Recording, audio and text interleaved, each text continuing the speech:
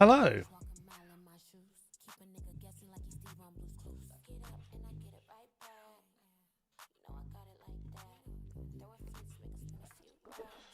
Hello, how are we? Are we good?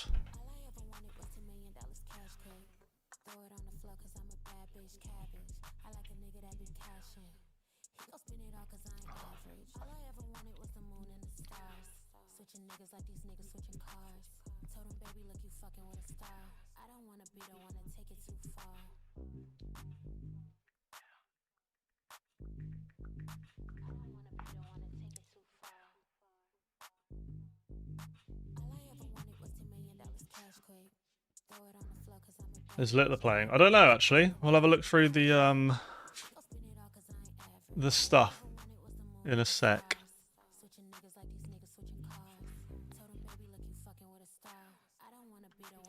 Hello. Hello from South Africa. Hello mate, how are you? Are you good?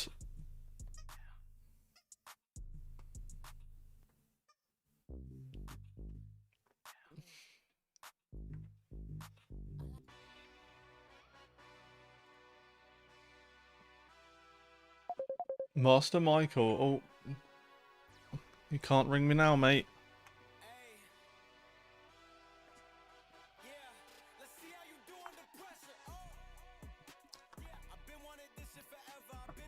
I'm very good, thank you. Very good. Yeah, so we have got Players Championships 11.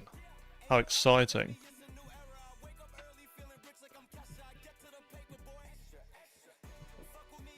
Bella, you've been so calm all morning. Now you wanna be on the stream. Alright, so we'll look through the through who's playing then, I guess. My girlfriend. Hello Eddie, how you doing, mate? Are you good?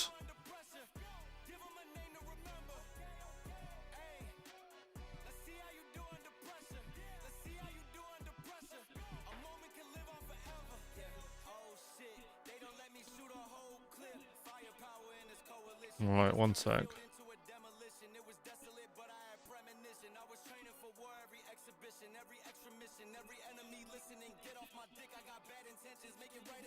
$44 months, Master Michael. Thank you, mate. I appreciate that. Absolute legend. I'm very good, thank you, mate. How are you? You good? Alright, shall we look through and see what the draw's looking like? Yeah, if the audio's a bit wrong or weird or anything, let me know. I can always change it. I haven't streamed in a while.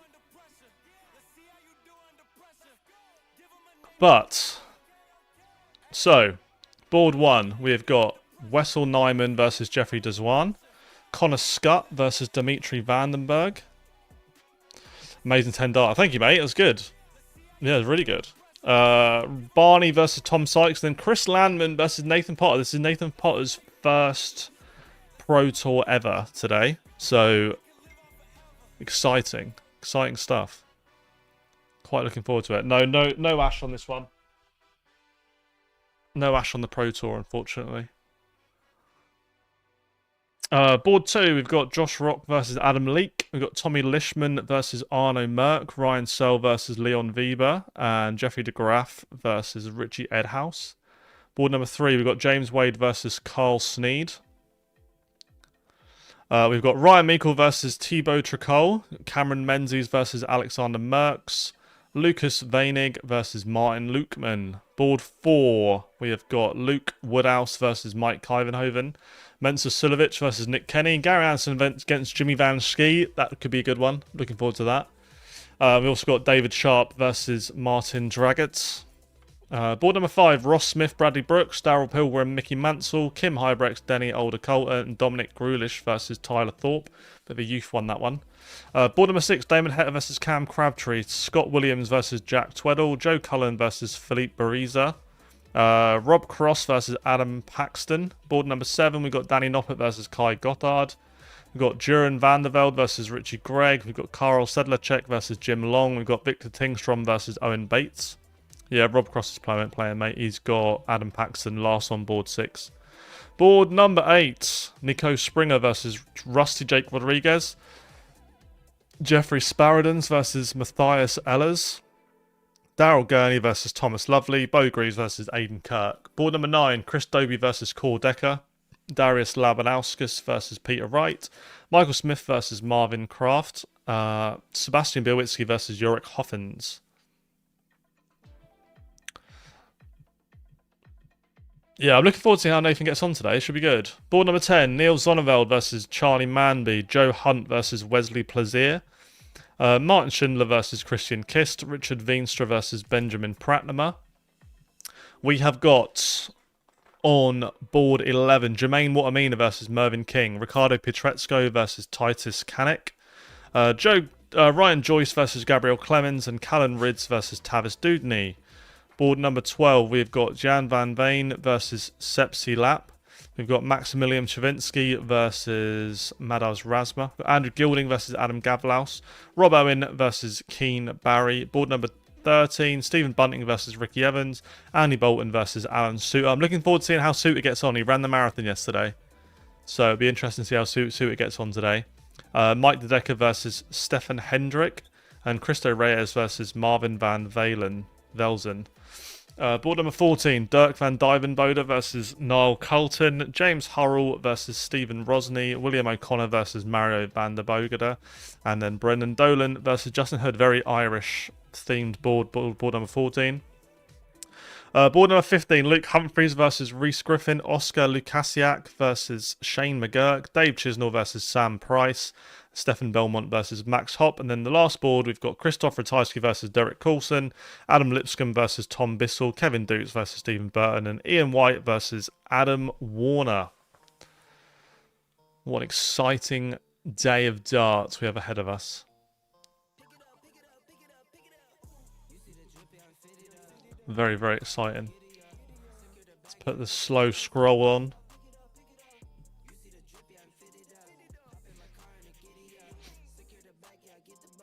How's everyone been there? Everyone good? I think I'm going to start doing these streams a bit more often now. Is there a Pro Tour next week? Yeah, no Littler, unfortunately. I think I'm pretty sure there's a Pro Tour next week, isn't there? I won't be about on the Monday, and then Tuesday's my birthday. I'll probably just miss next week, to be fair. I need to look at the PDC calendar. Are they in Germany next week or something? Yeah, 13, 14, I can't do them ones. But after that, I'll be able to do all the Pro Tours. What's after that? The 12th of May. Cool, there's a lot of Pro Tours, isn't there? Is that just Tuesday or Wednesday? Nothing on Monday. Cool. Hello, Stu. Hope you're well, mate.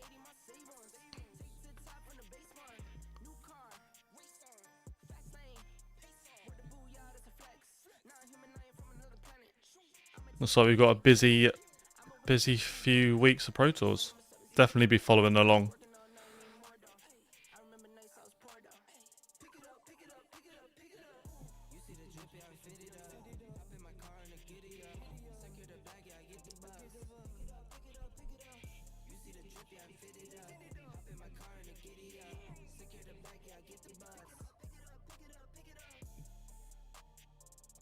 Yeah, it kicks off at 1 o'clock, mate. So I have a lot more free time on my hands now. So there's gonna be a lot more videos coming. There's gonna be a lot more streams, and yeah, I'm looking forward to getting back into the darts referee action.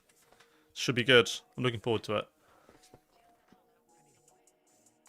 I've got Ash coming over on when's she coming over? Wednesday. Ash is coming over Wednesday. So we're going to film some videos. It should be fun.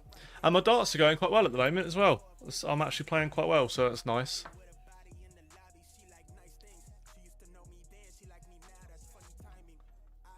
Had a nice practice last night. Went pretty well. Practice the night before. Had a 10 darter. First ever 10 darter I've ever thrown.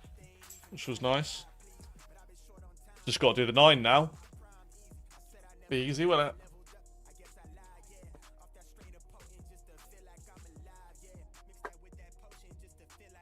Can't be that hard, surely.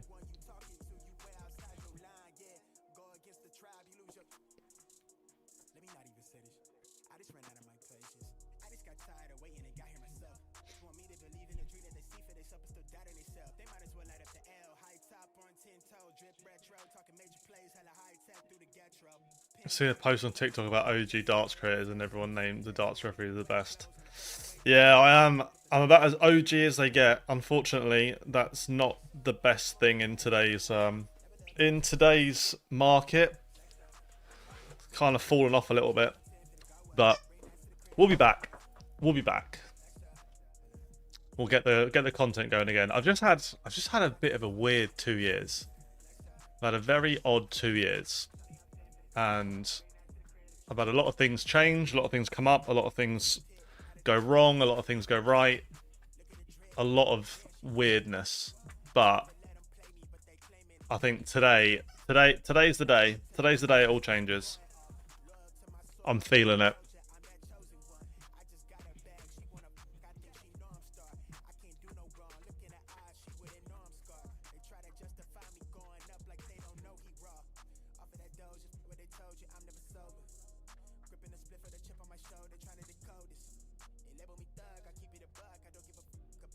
Left hand in 9 would be some achievement. It bloody would, mate, yeah.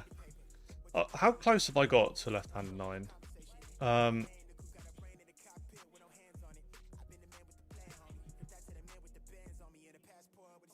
Not that close. I've hit back-to-back 180s once, left-handed, but that was in a match, and it wasn't my first. I went ton 180, 180. I've never hit 180, 180 on like a bot match or anything. I've only ever done it once. So, yeah. Been playing the competitive darts in a minute. Yeah, I'm bits and pieces. I played a tournament not last weekend, the weekend before, and I got to the quarters, like 70-person tournament. Got to the quarters, played alright, to be fair. I was quite happy with how I played. And then I played another tournament a few weeks before that, and I got to the quarters of that as well. That was a big one, like a 90-man comp. Got to the quarters of that one, and I lost 3-2 as well. That was the game. In that game, I went 180, 180. I hit a 12 darter and a 17 darter and lost 3-2, which you can't really complain at, to be fair. Like I played well, I just got beat.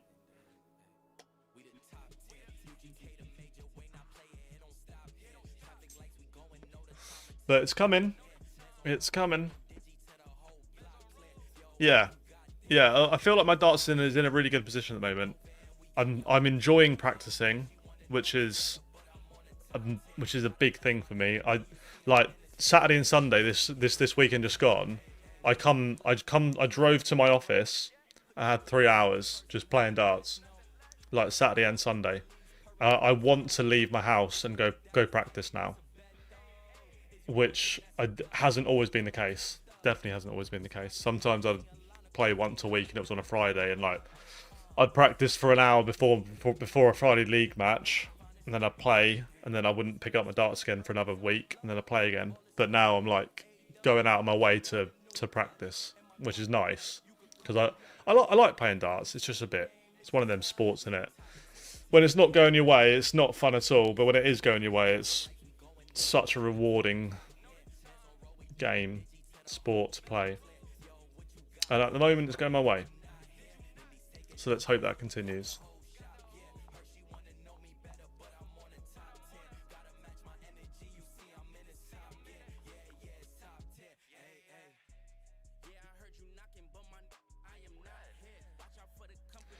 I'm looking forward to the Gary Anderson, Jimmy Van Ski game. I think that should be a good one. That's third on I think board 3 or something.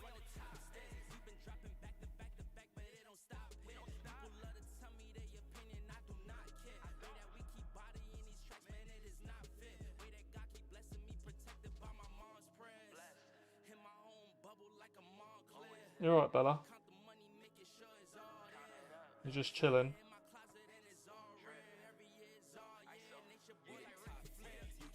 Who do we think is going to win today? Let's see if I can make a prediction on the final. Who do I think is going to be in the final?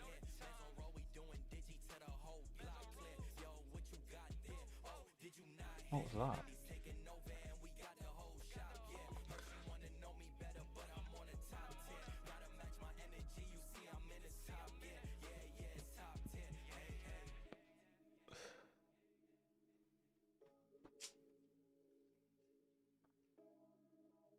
I probably am going to go Wessel Nyman final. He's just so good on the floor, isn't he? So good. I think I'll go Wessel Nyman.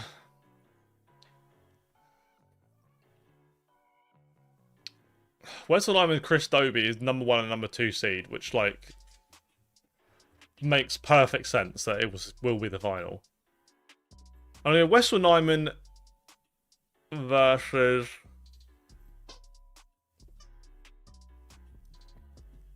I want to say Van Veen. No, I'm going to say Wessel Nyman, Luke Humphries final. That is my prediction for today.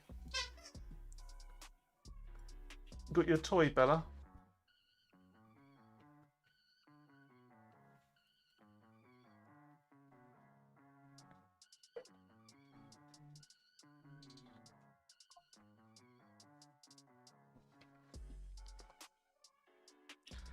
Anyone else got any predictions?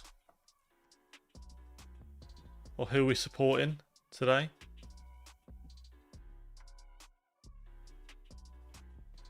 Yeah, it starts in about 30 minutes, mate, yeah.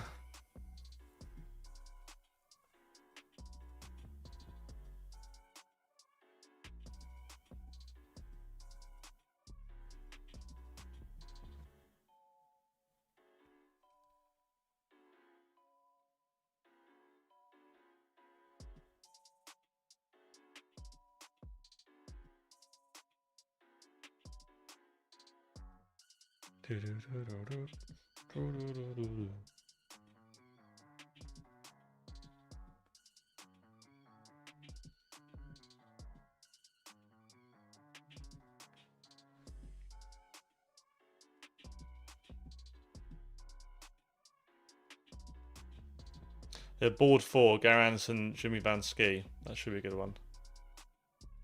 Who are we going to watch first? I feel like we could watch Wessel de Graaf Dizwan first. That could be a good game. I'm interested in the Adam Leake Josh Rock game. Not fussed, not overly fussed. Who am I supporting? Nathan Potter. I'm supporting Nathan Potter. He's last on board 1. It's his debut. First time playing a Pro Tour. So that should be quite exciting. Damon Hett, Cam Crabtree. Zonnevel Manby. I'll probably watch Manby.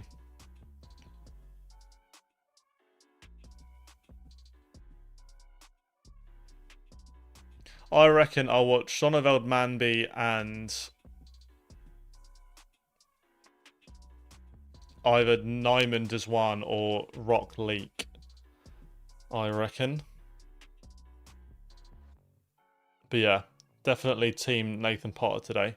Hopefully he does well. I think Chris Landman's not a bad draw for him as well. I think it's a very winnable game.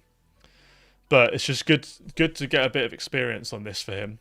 Because it's his first ever Pro Tour. Lost in the final of the Dev Tour. The first Dev Tour on Friday. And probably should have won it as well. I think he was 4-2 up, lost 5-4.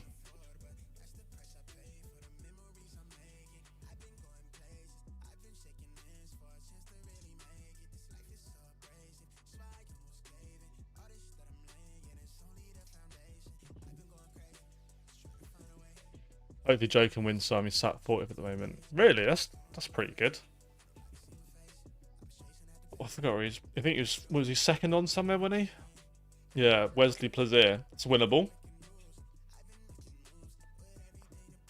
It's a strong board, but it's not like ridiculously strong either. That's a winnable board, I think, for him.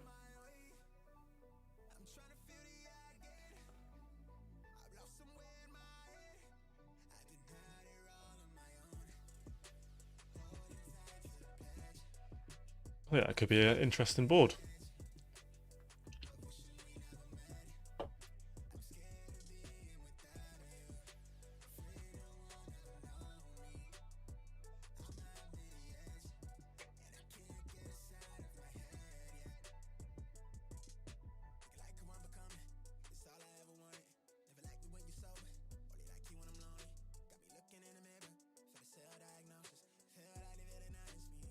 Hello, Bella. Do you want to come say hello?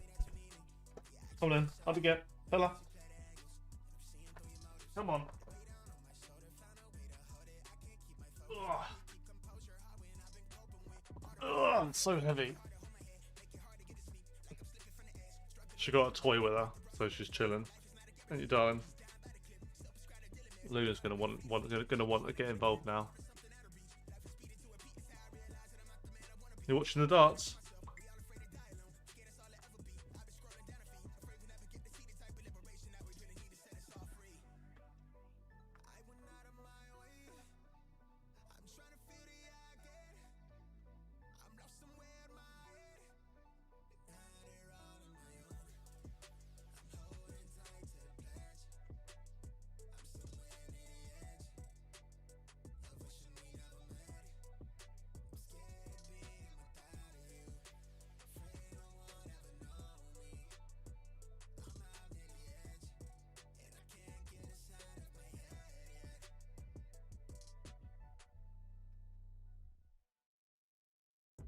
Hello, love dogs. Yeah, I've got two with me right now. One is obviously right here. The other one's under my desk. But she's chilling. She's enjoying, the one under the desk is enjoying not having this one running around. Yeah, she loves the toys. Look at them big old teeth. Them big old teeth, Bella. What's up, Nathan? How you doing, mate? I'm good, thank you, buddy. I'm very, very good. You're a vicious animal, aren't you, Bella?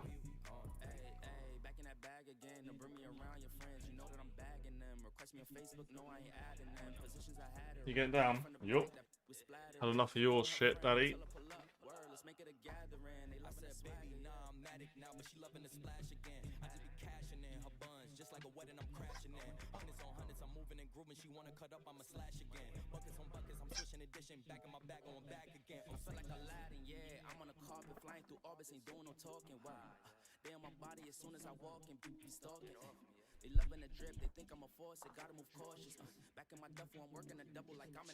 I don't really know what the rankings look like at the moment either. Let's have a look at on the Pro Tour Order of Merit. So we've got no Going Price, no Aspinall, no Clayton, no Littler, no Van Gerwen, no Scott Waits today, no Steve Lennon, Boris, Andy Bartons. I guess a lot of these people don't have tour cards now, but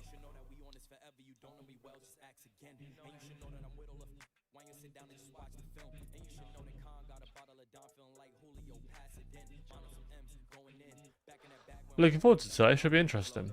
Who else is in the Premier League? Spunting's in the Premier League and playing. So's Humphreys. So's Van Veen. I think everyone else is not playing, are they?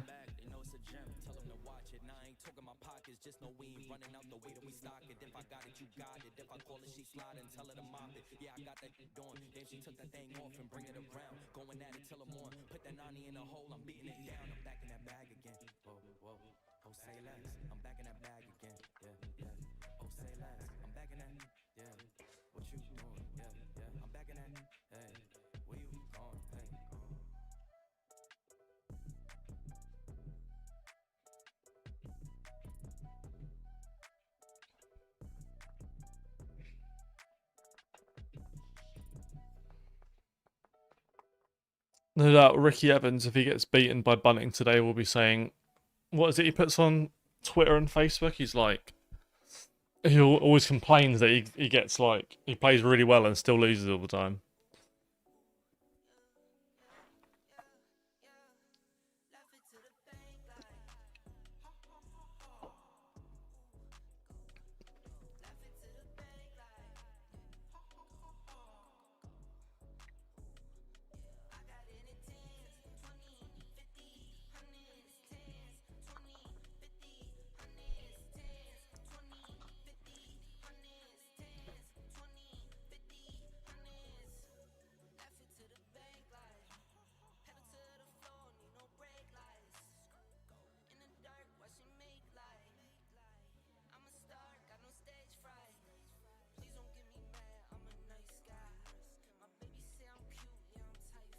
Luna, you okay, mate?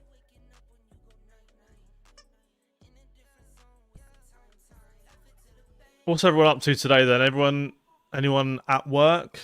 Anyone just sitting at home?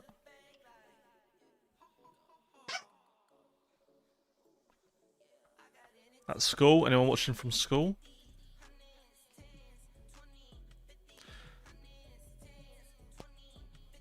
I keep getting these agency things on Facebook. I don't even know what it is. No, I do not want to join your agency. I'm good, bro.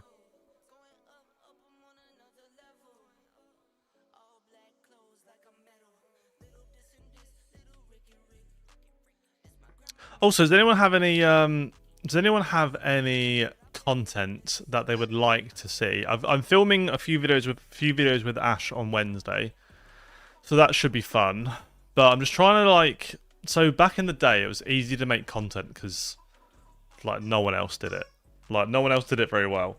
Now, to be fair, there are quite a few people who do content on YouTube for darts, and I just want to make stuff that's fun to watch and fun to make as well.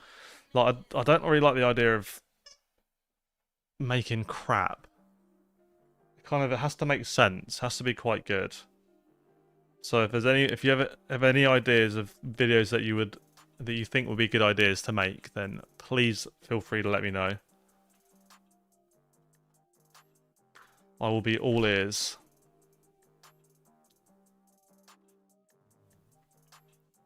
But I do have some good ideas for me and Ash to make. Should be 10-minute videos. I reckon I've got about 4 or 5 ideas that we can film on Wednesday. So I feel like that should be some pretty fun stuff.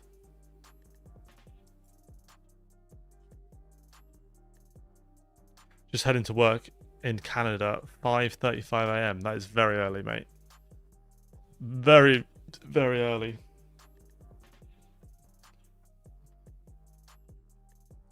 Also, if anyone wants to enter, there's a link in the pinned comment and in the top link of the description. But there is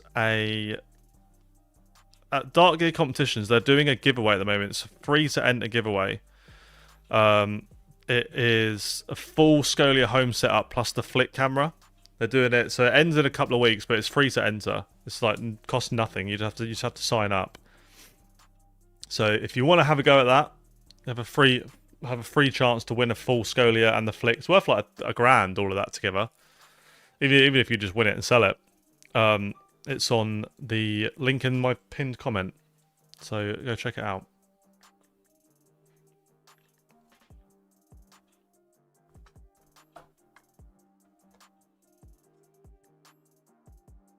Definitely worth having a little go.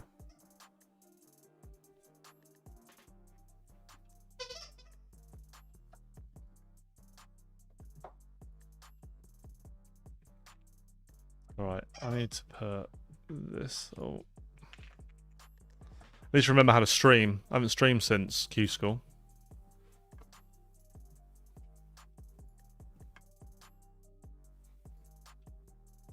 Who wins today? I've said it's going to be Wessel Nyman, Luke Humphreys final. I'm gonna say Humphreys wins. I'm gonna say Humphreys beats Wessel Nyman in the final. That is my prediction.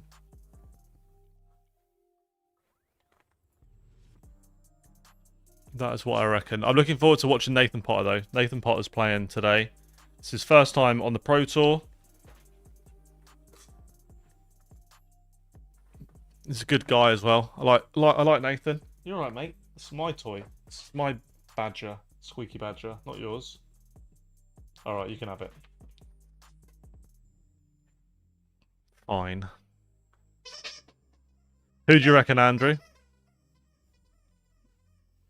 Alright, Bella. We weren't asking you, mate, were we?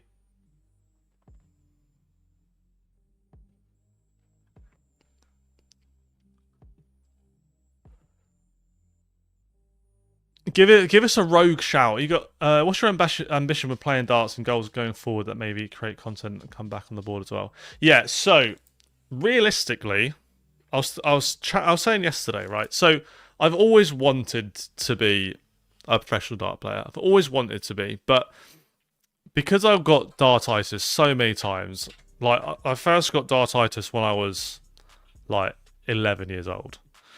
Like I kind of realised fairly early on that I'm probably not going to be a professional dart player. I'm probably never going to be good enough to do anything like that. No matter how much I try, it's probably not going to happen. So I kind of that's why I become a referee, because I always wanted to be involved in professional darts. But I kind of become a referee because I thought that's probably the only way I'm ever going to get anywhere near it. But since I swapped hands, I feel like I've got this whole new lease of life when it comes to playing darts.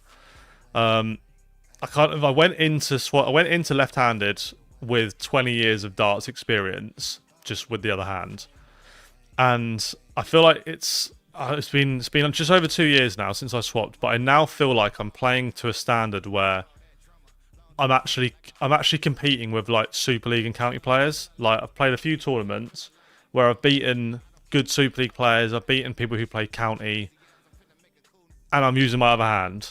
And it's like I now feel like I'll practice now, and I'll feel like I can't miss. I feel like everything I throw goes where I want it to, and I'll play against the bot, and like my B game is like a 72 average is like my B game at the moment. And that's kind of like what I'm throwing most of the time. Even if I'm not playing well, it's about a 70 to 72 for the most point, which I think is for a B game is pretty fucking good. For me anyway, it's pretty good. So I'm now starting to think like if this keeps going the way that it's going, like maybe I'm not a million miles away from doing Q school again, and then like just for the sake of doing challenge tour, because I was thinking like. What is the next step? Because like I'm not interested in playing county. If I ever got called up to county, I'd probably give it a go, but it wouldn't be a week in, week out thing. Like it's just not realistic for me to play county. But ADC is fine, but I'm not really that fussed about ADC. And I was kind of thinking like I might as well just go do challenge tour.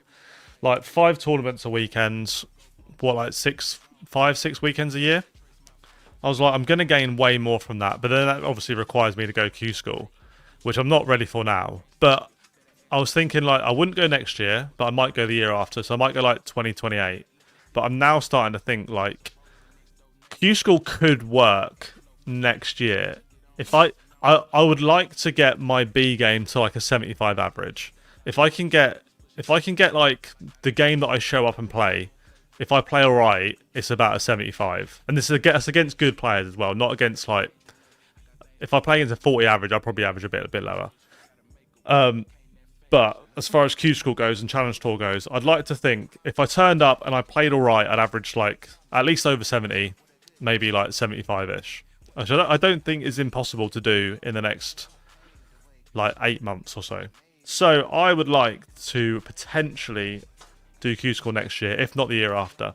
But then I was also trying to work out how do I stream Q school and play Q school, and I've got a bit of a plan.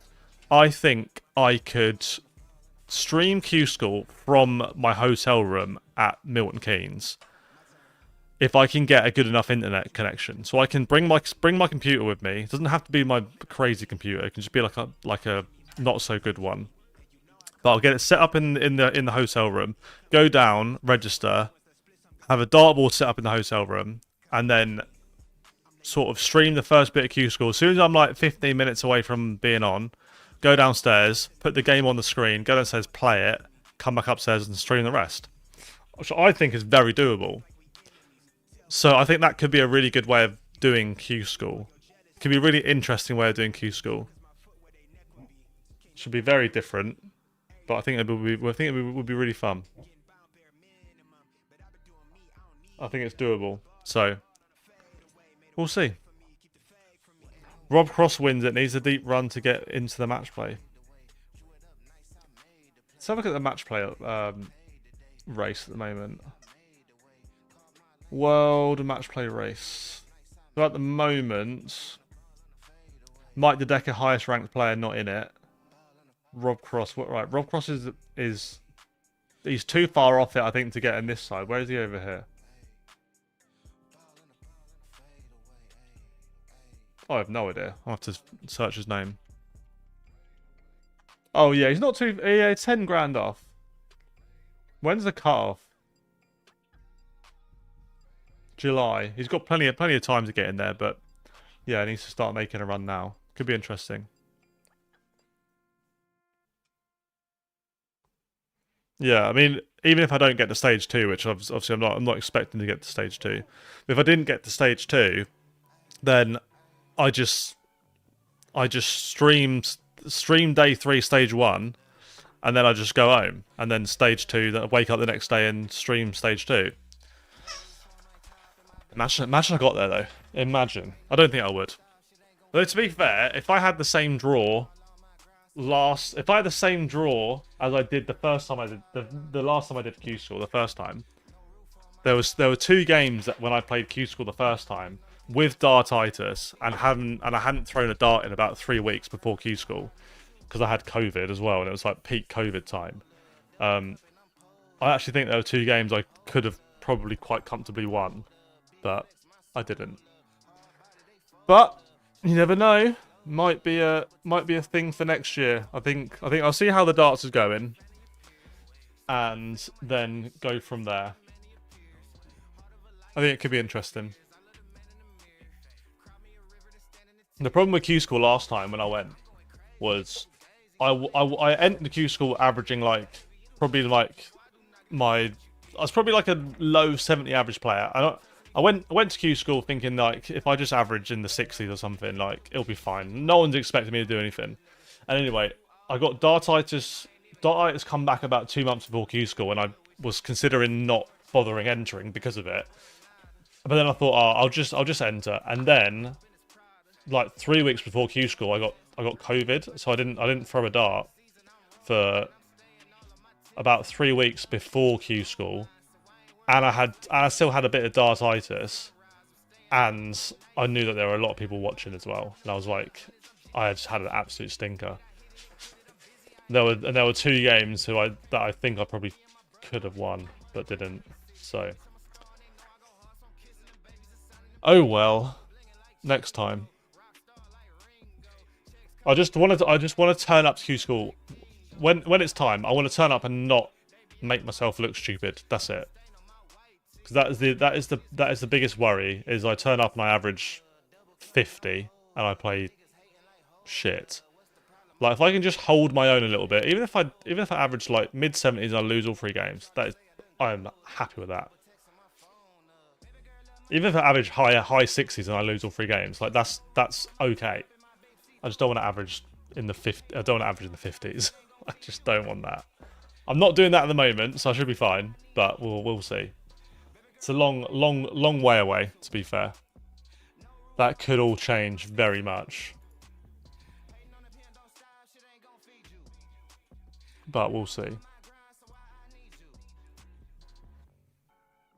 Yeah, I'm good, thank you, Charlie. How are you, mate? How old do you have to be to go Q School? 16, mate.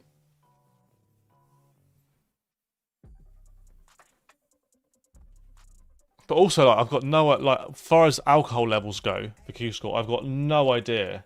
No idea. Because I was a way bigger drinker back then when I went the first time.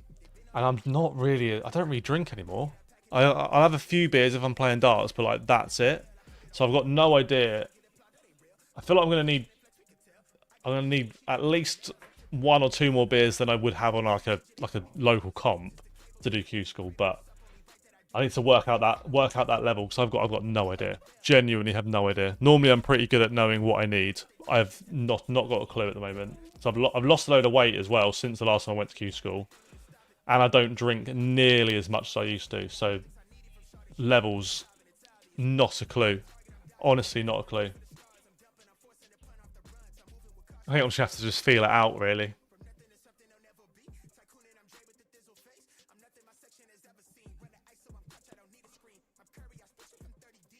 It's all about the levels. Q School from your hotel room would be great. Maybe a few others get in the room. Yeah, because that's the thing. I can set up a board in the room. I can set up cameras for the board in the room. And I can set up cameras to do a watch along as well. That's like no problem whatsoever. I can 100% do that. So, and the cameras would be really good as well. Like, it'd be so good.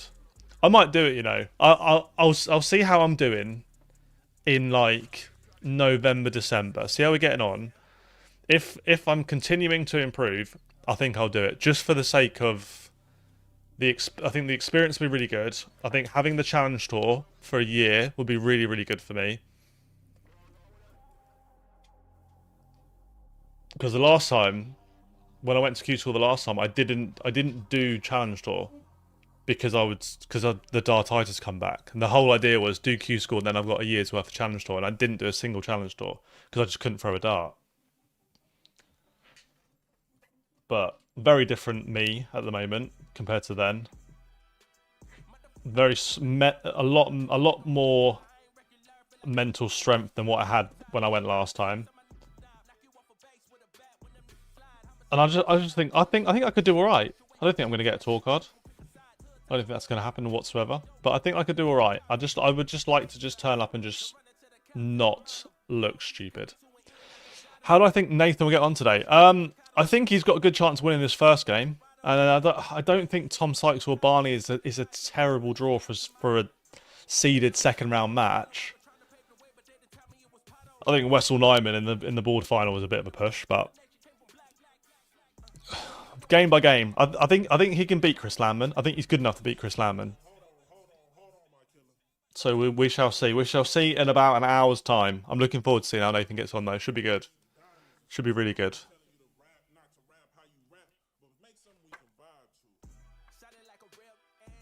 Right, let's change this.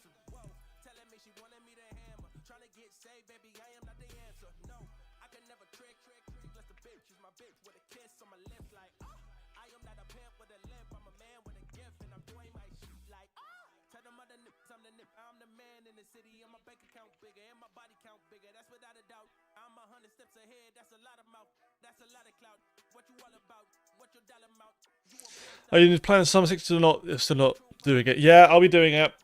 I'll be doing it when I can. I played a lot of the Summer 60s last year, but then the Winter League, I didn't play a lot of it. I was just busy all the time. I think I played like 3 games out of like 10.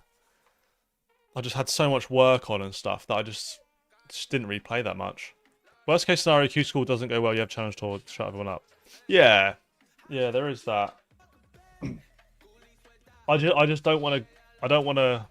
Yeah, we'll see. We'll see. It's a long way away, but I am quite excited to give it a go. And I feel like I'm playing alright at the moment, but it's a long way away. I could be playing absolutely rubbish by the time that comes around and just be like, nah, I'm not doing it. But you never know. First game on. I wanted to get on. Who did I say? Zonneveld Mandy, I want to put on. Zonneveld's playing really well at the moment. And I was thinking Josh Rock, Adam Leake, first 2 games. But we'll have a flick around and see what's going on. Things will change and we can stick our other games on. If anyone's got any suggestions, let me know. I'll happily swap over if you guys want to watch any other games.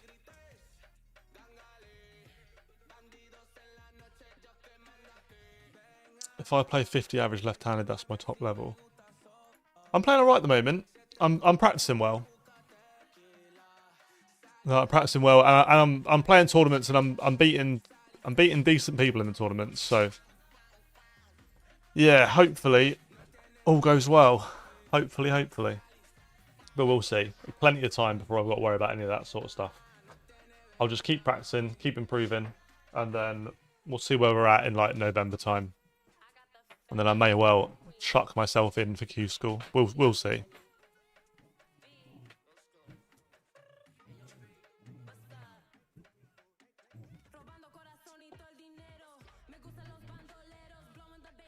I was asked about Summer Sixes from some of the guys in the Thurlow League, and my answer was no. I'm still enjoying what I'm doing at the moment with all the travelling for away games. Yeah, fair enough, Charlie. Are you two okay? Dogs are just fighting. When do we know what games are streamed? I don't actually know, mate. I would imagine it'll be on the PDC TV thing. Yeah, fair enough, Charlie. That's fine, mate. How's your darts going at the moment anyway? You playing alright?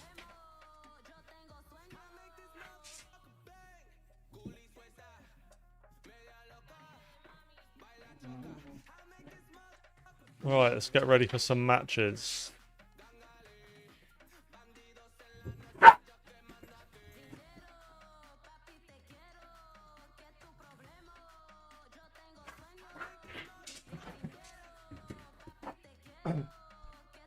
Luna, Bella.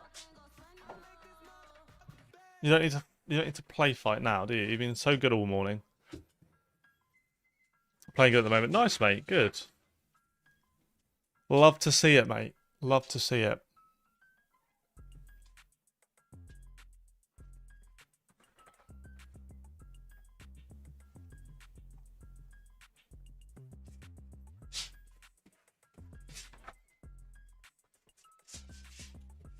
Bella. Oh, slight break from you, you crazy dog.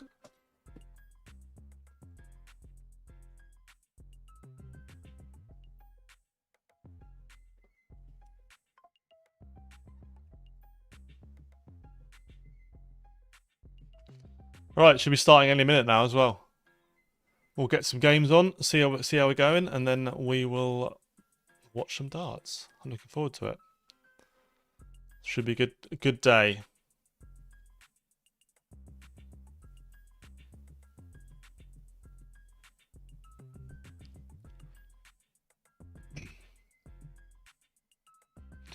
Which is the best Pro Tour venue in the UK? Milton Keynes, by far. Milton Keynes is such a good venue.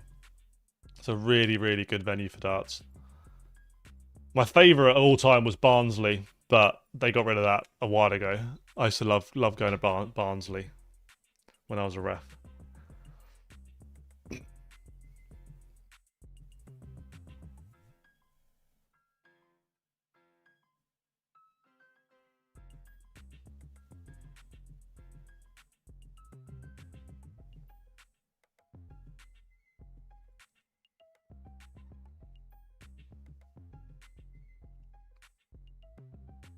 Love Barnsley. It's so good, wasn't it? I just love going to Barnsley.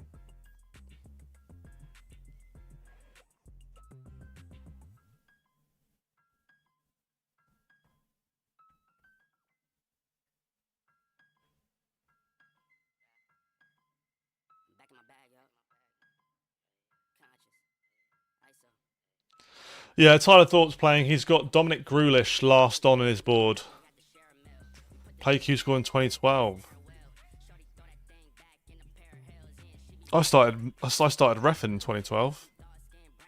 Long time ago.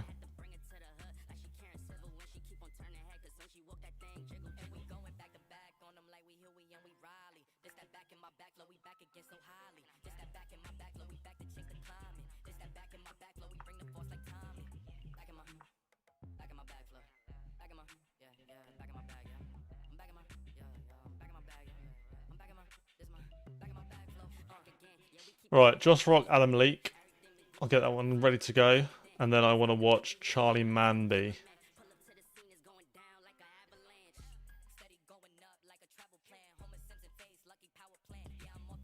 Also, if I did Challenge Tour, if like Ash doesn't get a tour card next year, which hopefully he will do, but if he doesn't, then I can go with Ash as well and like vlog them all as well. So that'd be fun. Me and Ash can share rooms.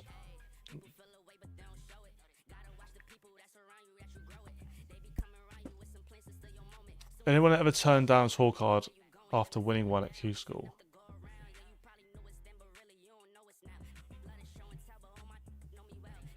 I don't think they've won a tour card and then said I don't want it. I think that there are people who have had tour cards and given them up. There are people who have got to stage 2 Q School and then not turned up because they don't want to play Pro Tour. They want to play Challenge Tour. I don't think anyone's ever won a tour card and said, "Oh, actually, I don't want it," because in that case they wouldn't have like gone for it in the first place. Like Paul Kroner, he won his first. He got to stage 2 from like day 1, stage 1, and then just didn't play stage 2 because he didn't want to.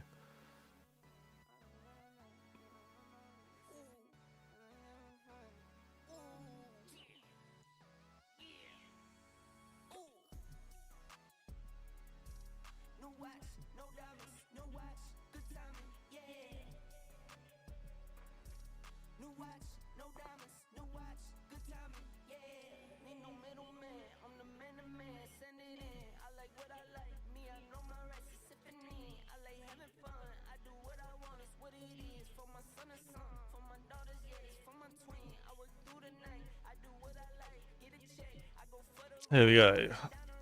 This one's a bit frozen.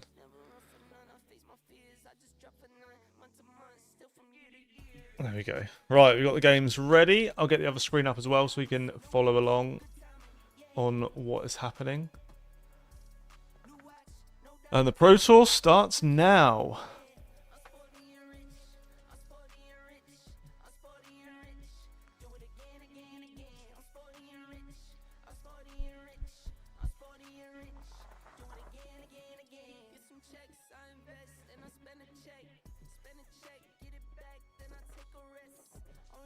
But yeah, I think that would be a really good way of streaming Q School if I can get it to work. I think stream from the hotel room, go downstairs, play, come back up. Sweet. I think that'd be really fun.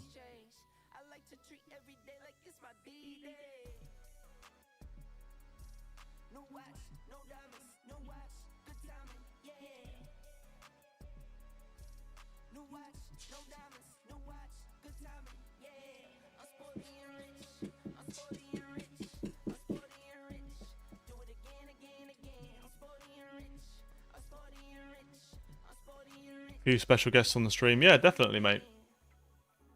Definitely get some people to come and drop in on the streams. That'd be fun. Very doable.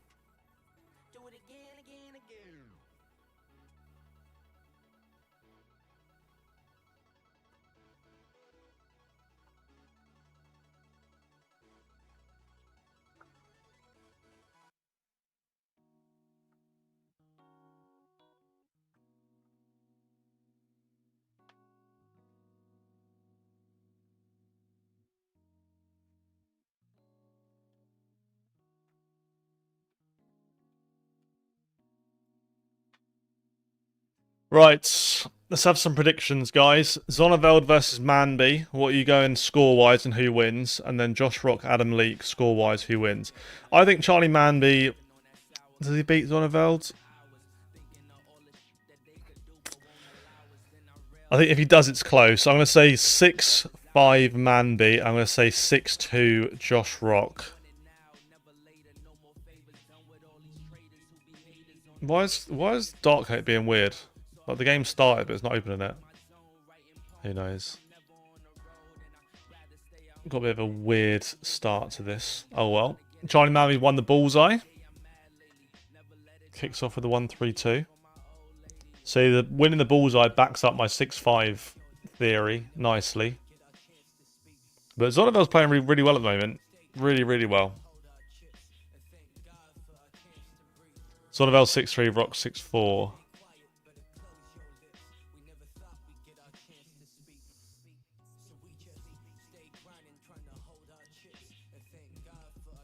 Hello Ryan, how you doing, mate? You good? Good start for Zonneveld. 140, 140.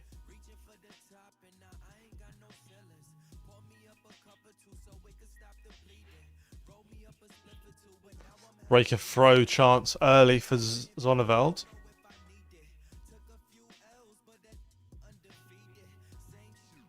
We'd like to see Humphries win today. That's who I have picked. I have said Humphries beats Nyman in the final.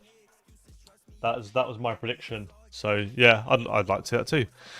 Very good, thank you, mate. Yeah, I'm good. I'm chilling. Big 140 for Charlie Manby. Zonneveld, bit of a slip up there with the 43. 86 for a 14 or 15 and a hold.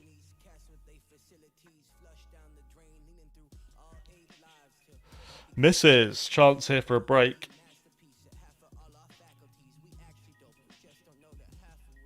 Oh, really? That's like 10 minutes from me.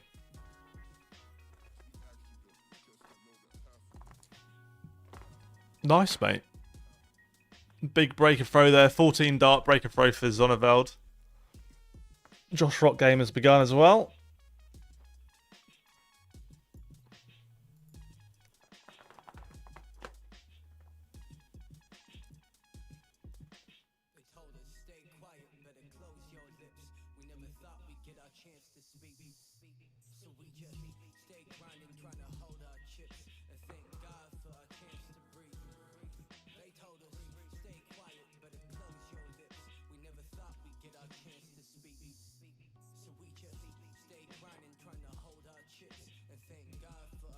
Looking like this one's probably going to go 2-0 Zonneveld. Manby not quite found his groove yet.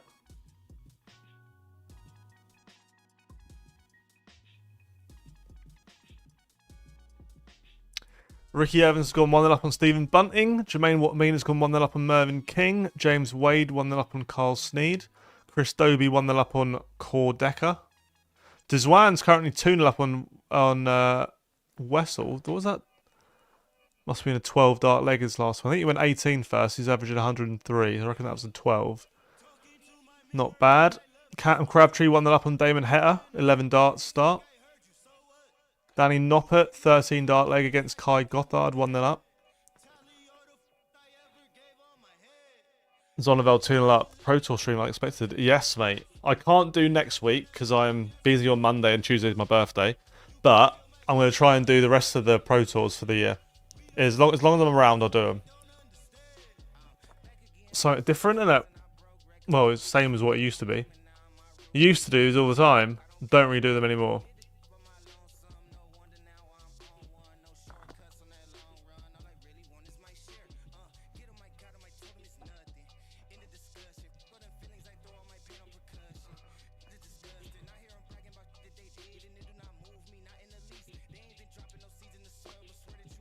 How do I think Bo will do today? I can't remember what her board looked like.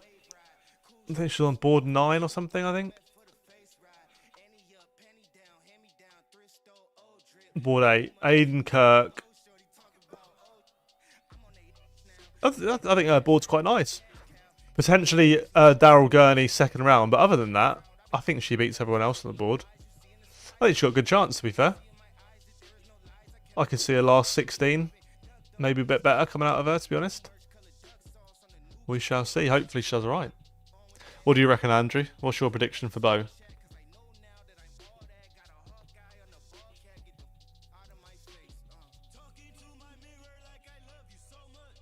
Needs to go for Charlie here. Zonneveld, I reckon, missed the dart at double 14 there. Doesn't go. This is for 3-0 and a break. 2 breaks to throw early for Zonneveld.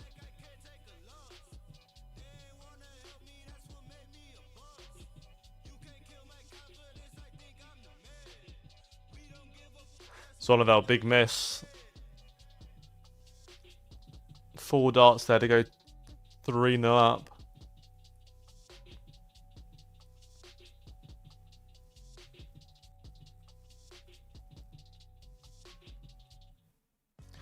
Good last dart. Charlie Manby gets a leg back. Top 16 for Bo. Yeah, I agree, mate. I like it. Nyman's got a leg back. He's now 2-1 down to Jeffrey Deswan. Luke Humphreys 2-1 up against Reese Griffin. Neil Zonneveld 2-1 up against Charlie Manby. Chris Dobie 2-0 up against Core Decker. Ross Smith 2-0 up against Bradley Brooks. Ricky Evans 2-0 up against Stephen Bunting. James Wade 2-0 up against Carl Sneed. Christopher Tysky and Derek Coulson are 1-1. Jermaine Watt-Mean 3-0 up against Merv King, averaging 107. You're going to have to leave me a message, bro. Luke Woodhouse is 1-1 with Mike Kyvenhoven. Danny Noppert's 2-0 up against Kai Gothard. Nico Springer is 3-0 up against Rusty Jake Rodriguez. Damon Hetter and Cam Crabtree are 1-1. Josh Rock and Adam Leake are 1-1. Dirk Van Dyvenbode is 1-0 up against Niall Colton. And Van Veen and Lap are 1-1. Nico Springer... No, Danny Noppert. Noppert's 2-0 up. He's averaging 111. Not too bad. Pretty good. Chance here for Manby. He's going to get 6 darts at 157 to break and go 2-2. Needs it. Go on, just ping it. Oh, it looks like he missed tops there. Could have missed the first dart or tops. One or the other.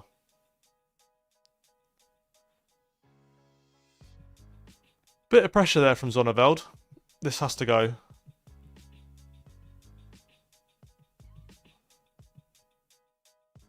Big 1-5-1 out for Josh Rock. Charlie Manby does go out though. It's 2-1 to Josh Rock. Charlie Manby's currently 2-2.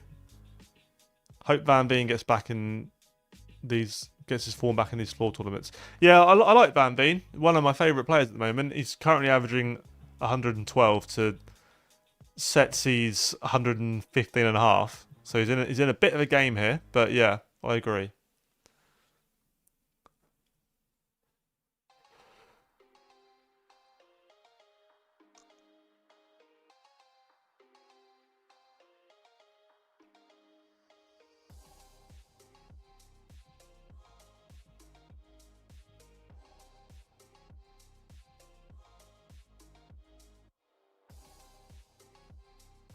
Yeah, I did see he was using different darts in the Premier League last week. That was interesting.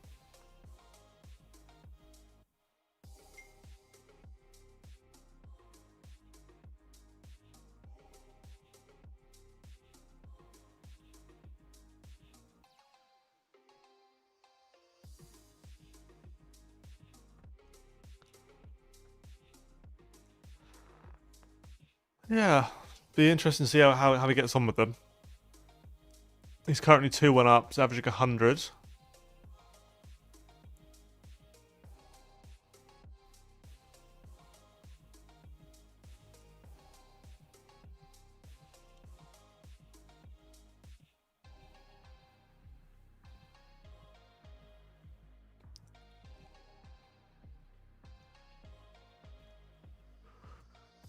Zonneveld might have missed the dart at double 14 there.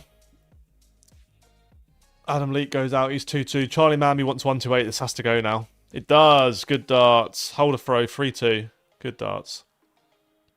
11 dart for Deswan. That looks like a good game. 3-3 against Nyman. Averaging 100 for Deswan. 95.5 for Nyman.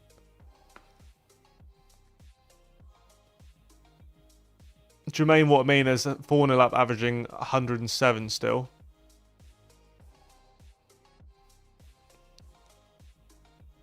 Pretty good. Pretty good.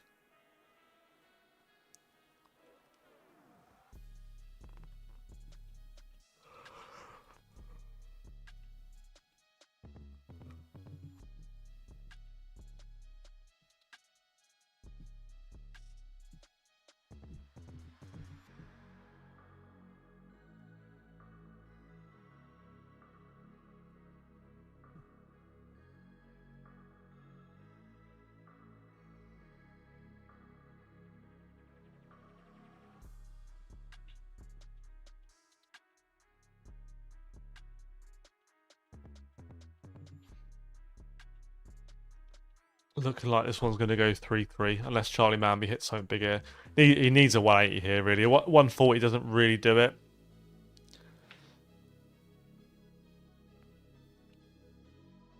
One 3-4 is not bad. It gets him on a finish, but it's a big ask. Zonneveld probably gets 6 of this. 1-3-7. His left tops. Manby needs to be perfect. 2 trebles and a double. Not going to be. Not going to happen. Adam Leake wants 61 for 3-2 lead on Josh Rock to hold throw, which he does get. Good darts. Very good. And a break of throw as well. Big break. Zonneveld goes out. 3-3. Straight best of 5. First of 3 now between Charlie Manby and Neil Zonneveld. Wessel Nyman's gone 4-3 up against Jeffrey Deswan. Luke Humphreys is 4-2 up against Reese Griffin. Chris Dobie 4-1 up against Core Decker. Ross Smith's 4-1 up against Bradley Brooks. Ricky Evans is 3-2 up against Stephen Bunting. James Wade's 3-1 up against Carl Sneed. Christoph Ratajski is 4-2 up against Derek Coulson. He's averaging 108.5, by the way, nearly 109. Jermaine Watermina's 4-1 up against Merv King. Luke Woodhouse is 3-1 up against Mike Kyvenhoven. Nyman's just gone 5-3 up against Dizwan. That one looks like it's probably pretty close to being over now. Noppert's 3-2 up against Kai Gothard. 20-point difference in the averages in that game. But Noppert is 3-2 up. Nico Springer's 4-1 up against Rusty Jake Rodriguez. Damon Hetter's 4-1 up against Cam Crabtree. Niall Colton 3-1 up against Dirk van Dijvenbode. And Jan Van Veen is 3-2 up against Sepsi Lap at the moment, averaging 100.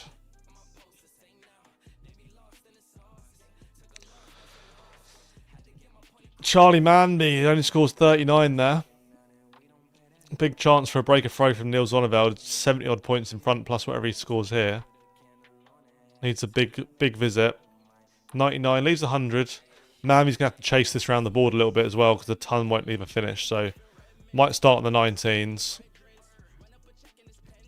He leaves 170. So he's mapped it out correct. Does he get a chance though?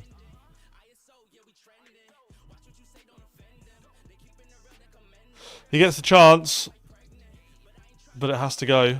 The big fish has to go. This is for 4-3. If not, it'll be 4-3 down, I reckon. No good.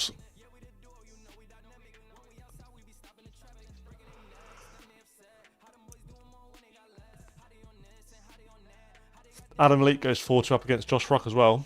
Good result for him so far, averaging 98, playing really well. Zonneveld lets him in. Charlie Manby for 4-3 wants 87. Can't be missing this one.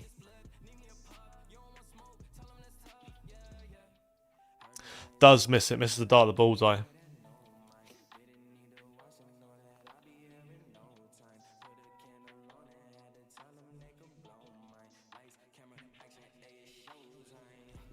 Zonneveld goes out.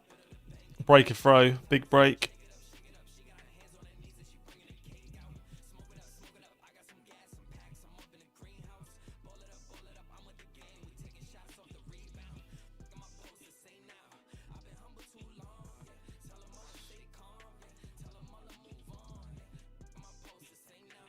Big start for Zonneveld. Hits a 180. 3 180s across the board here. Go on, Charlie. Hit one. Then we've got 180 per person. Bowled it.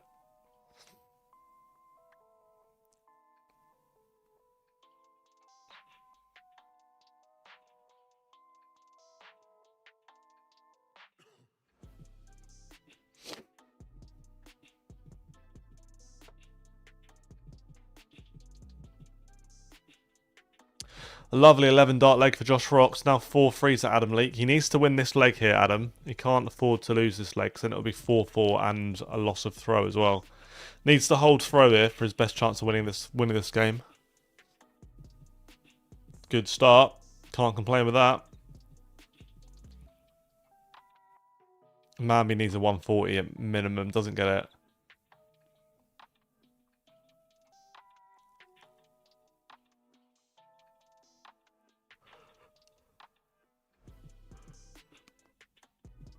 Good 1-2-6 there for Niels Zonneveld for a 12 dart hold a throw.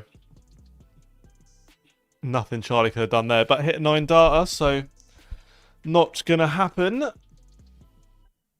Which games have finished? It's not loading. Games that have finished. Luke Humphreys beat Reese Griffin 6-2.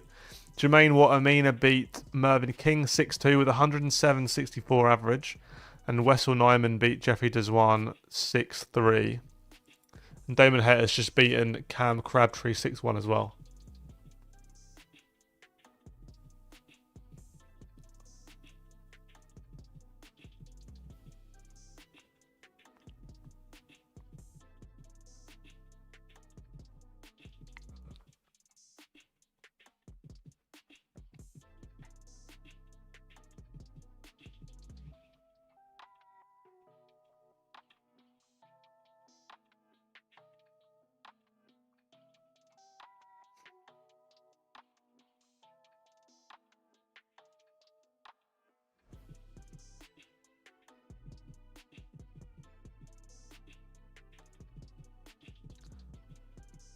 Big chance Adam Leake has to go. Doesn't go.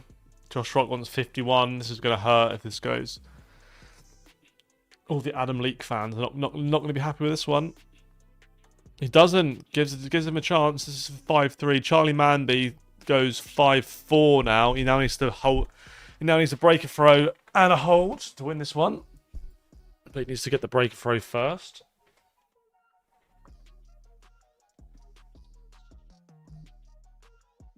It's a good chance. Zonnevel only kicks off a 60. Charlie Manby needs to hit, I'd say, at least 2 trebles here. 140, 125, something like that. 60, not enough.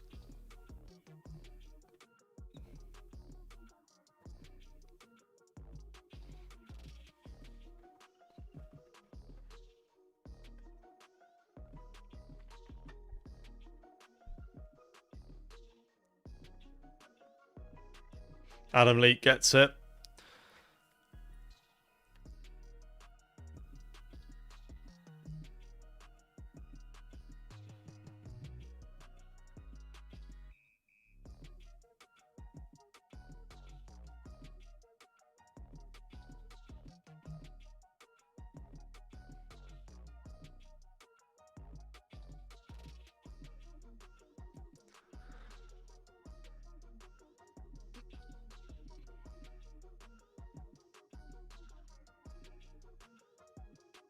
$140 for Zonnevel. Leaves him on a finish.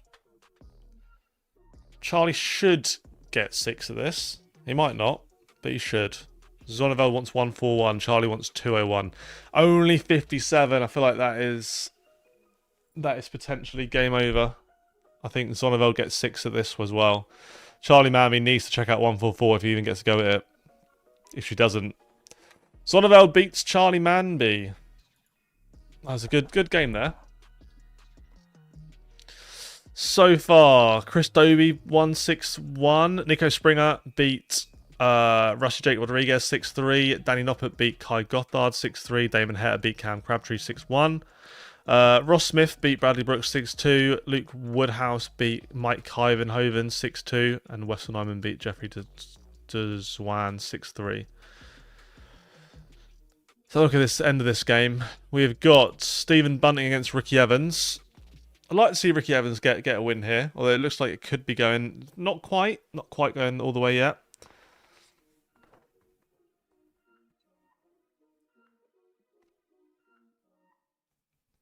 Adam Leake wants 156 for the match. Ricky Evans leaves himself on 56. Stephen Bunting wants tops for a 5-all. Hello, Ryan. Hope you're well, mate. Not causing any trouble. Bunting goes out. This is it. Ricky Evans, hold a throw needed.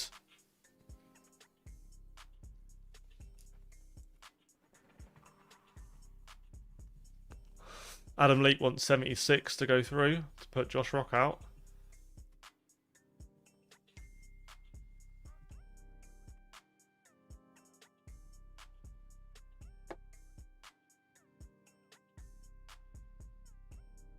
He does. Adam Leake beats Josh Rock. That's a great result for him. Very good. Well done, Adam Leake.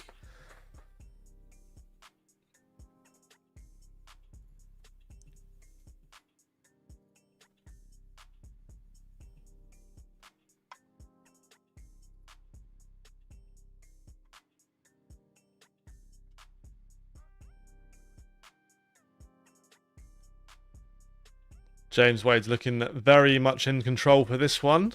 This will be a hold of throw to win 6-4 if it goes out. Carl needs at least a 140. Doesn't leave a finish. James is going to get 6 starts at 61 minimum to win this match.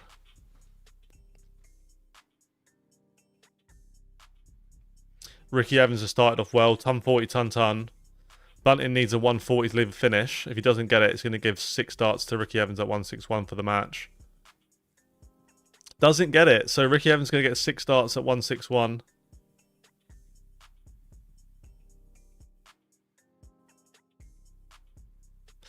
Oh, wanted more than that. Only 54. Leaves 107. He's going to get a go at it. Bunting needs at least a ton, really, here. James Wade wins 6-4 against Carl Sneed. 92 average. That's what James Wade does.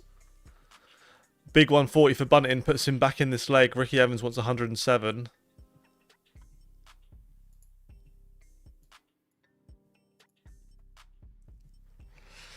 Ricky Evans 91. What did he want there? 107. He very much could have had a double there, I would imagine.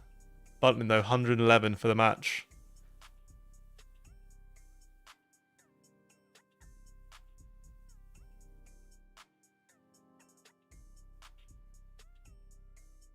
This would have really hurt. He misses. Come on, Ricky. Come on, Ricky Evans. What's his nickname? Rapid. Come on, Rapid Ricky Evans. There we go. Good darts. Good darts. Good darts. Everyone likes to see Ricky Evans do well, surely.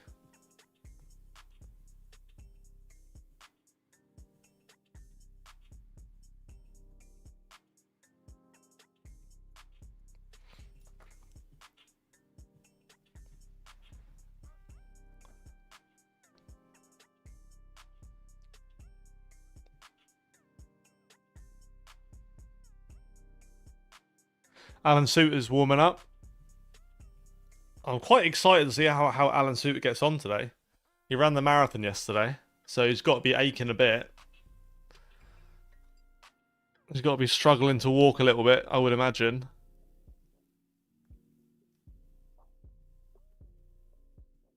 Dirk goes 5-4 up on Niall Colton.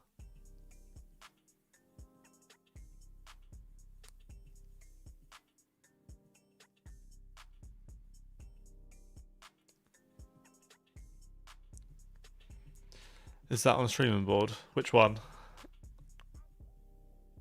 Oh, I don't know. I don't know what the streaming boards are today. I don't know who's playing where. But yeah, we'll definitely follow along Alan Suter's game.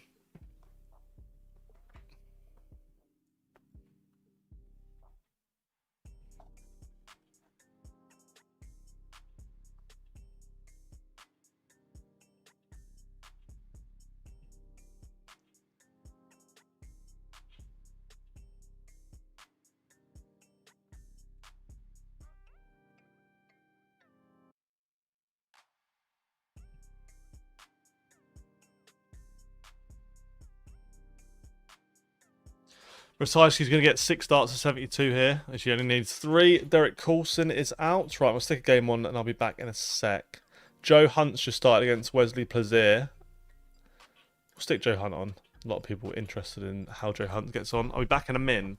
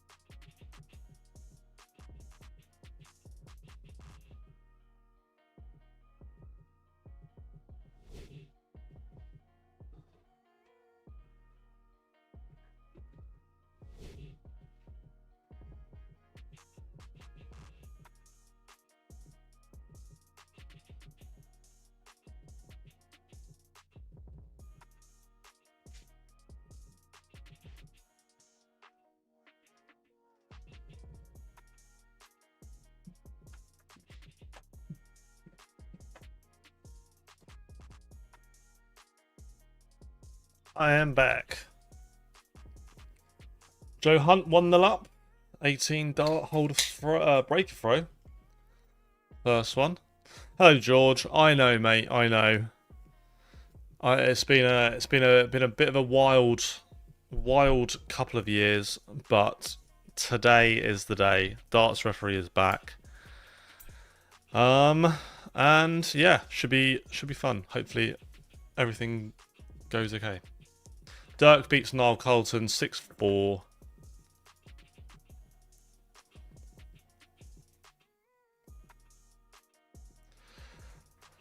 So, round up, we have Wessel Nyman beat Jeffrey Deswan, Adam Leake beat Josh Rock, James Wade beat Carl Sneed, Luke Woodhouse beat Mike Kyvenhoven, Ross Smith beat Bradley Brooks, Damon Hetter beat Cam Crabtree, Danny Noppert beat Kai Gothard, Nico Springer beat Rusty Jake Rodriguez, Chris Dobie beat Cordecker, Neil Zonneveld beat Charlie Manby, Jermaine Watermina beat Mervyn King, Jan Van Veen beat Septi Lap, Ricky Evans, the only person to beat a seed today so far. He beats Stephen Bunting. Dirk Van Dijvenbode beat Niall Colton. Luke Humphreys beat Reese Griffin. And Christopher Tysky beat Derek Coulson. At the moment, we have got Shea McGurk 3-0 up against Oscar Lukasiak. Titus Kanik is 2-1 up against Ricardo Pietrezco. Jack Tweddle is currently 3-1 up against Scott Williams. Connor Scott, averaging 112, by the way, is 3-0 up against Dimitri Vandenberg. Jeffrey Sparadons is 2-0 up against Matthias Ellers. Peter Wright and Darius Labanauskas are 1-1. Richie Gregg and Jaron Van der Velde are 1-1. Arno Merckx 1-0 up against Tommy Lishman. Joe Hunt's 1-0 up. 2-0 up now against Wesley Pazia. Mensa Silovic is 1-0 up against Nick Kenny. Daryl Pilgrim 1-0 up against Mickey Mansell. And the rest of the game's just started.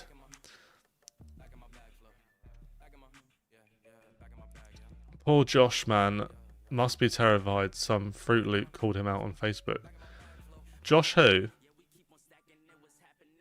No, I've not seen anything, mate. What have I missed? Sounds exciting. Josh Rock, no? How are the dogs? They're good, mate. They're good. They're just under me at the moment. Connor Scott's currently averaging 113, 4-0 up. Playing bloody lovely. What's that? 50 darts? 50 darts, 4 legs? 113 average? Something like that.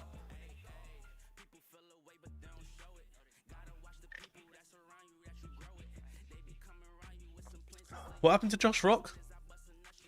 Send me a screenshot.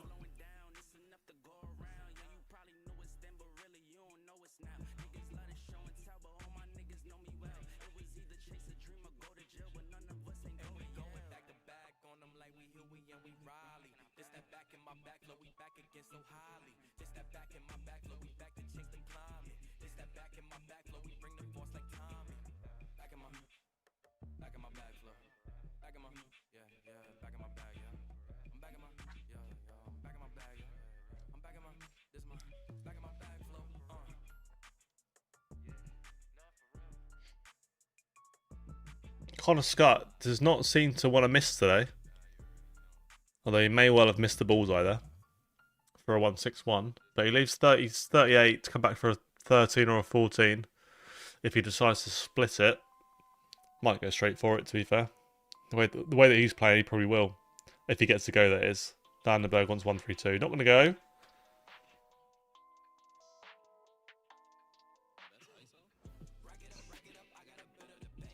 Goes out in 2. It's a 14. What are the legs in this? This is some good darts. He went 14, 14, 12, 13, 14. That is pretty consistently great. That is pretty impressive, not going to lie.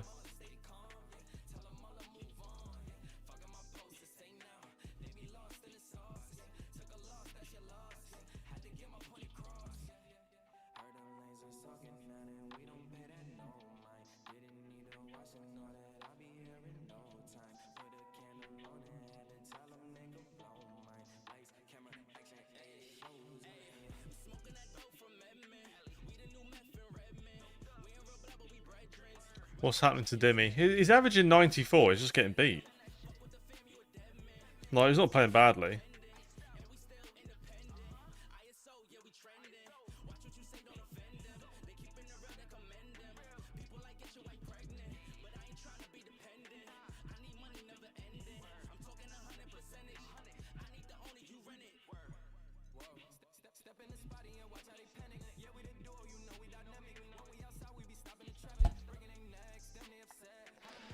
It's just Connor Scott has decided to not miss this game, so good leg this one from Vandenberg.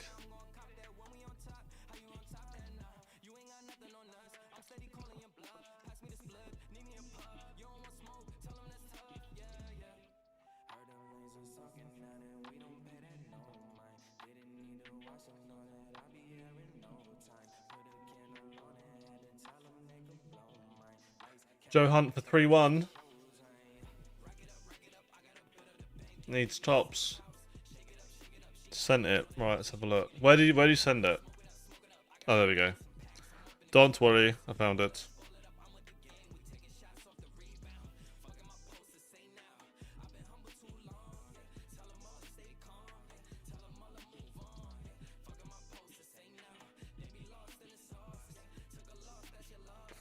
What is Gary on about? So the post is, does anyone know if Josh Rock is in this group or knows how to contact him? I want to challenge him to a game of darts. Since you all think he's good enough for the Premier League, I want to prove a point. Give me 2 months of practice. He can name the location and time, and I'll play him first to 6. And if I win, you all owe me an apology and a free drink. Right.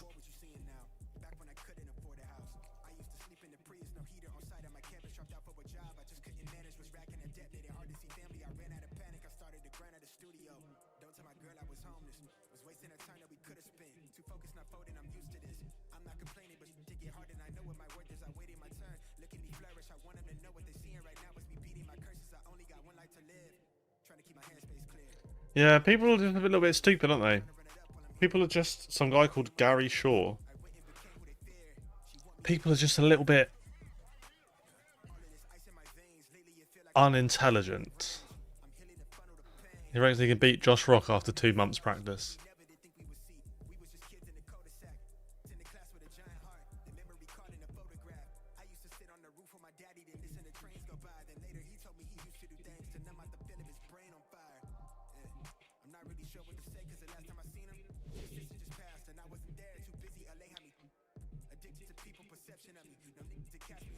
Oh, thank you for subscribing, Caleb Salat. Thank you very much, mate. And Fennec Pataya. Thank you very much. I forgot that people subscribe to me on here, actually. Hit 218 now thinks he's Billy Big Balls. Apparently so, mate.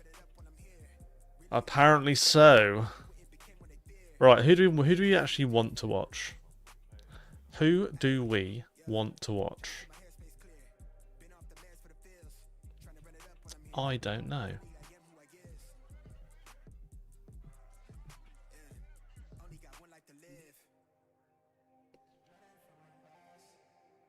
Hello, mate. I think I'm playing Bury Open. I don't actually know when it is. I think I've entered it. I think I've entered Bury Open. I feel like I've paid it. So, should be.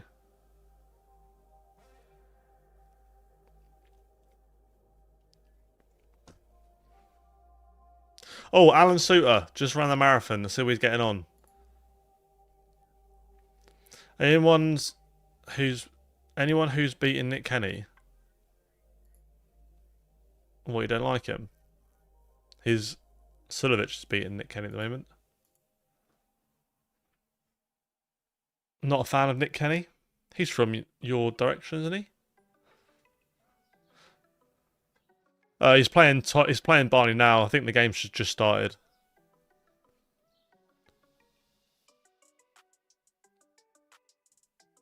Oh, he's warming up. He is, but he's a knob. Right. I don't think I've ever met him. I cannot comment.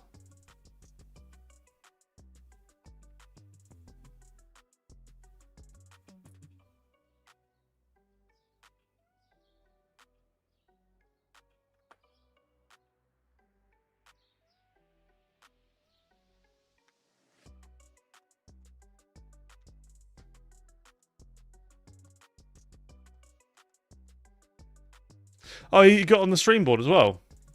Nice. Yeah, we're definitely gonna watch Nathan, but that'd be good for him. It'd be really good for him just to get on the stream board. Chris Landman as well, isn't it? Like, that's winnable. Winnable game for Nathan. He's played well. We were saying though, he had Dev Tour, so got there Thursday, played Friday, Saturday, Sunday, today, tomorrow. And then he's like going somewhere for Challenge Tour at the weekend, like next weekend. So like it's a lot of darts in it. But yeah, hopefully he plays alright. I definitely think he could beat he could beat Chris Landon though.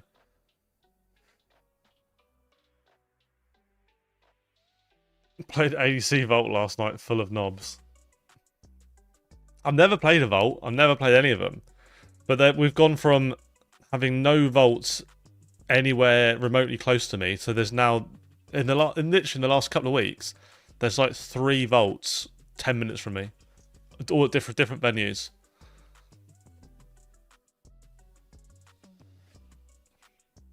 Bit random. Am I going to play in them? Probably not.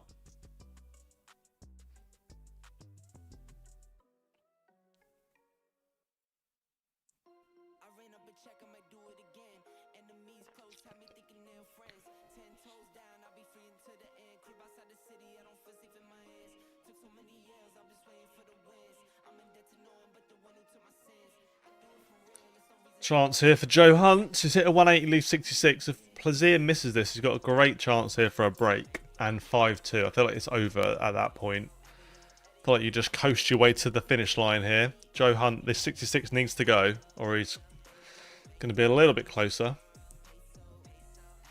But if he can hit it, it'd be very good. Doesn't. What does everyone here play? Do you all play like ADC and stuff, or Super League, or like what's the sort of darts you guys play? At the moment, I only play Pub League, but I do want to play some more stuff. But we'll see. We'll see. Super League, I don't know if I can be asked. I'd play Super League if someone come pick me up. That'd be fine. ADC. Maybe I might play ADC.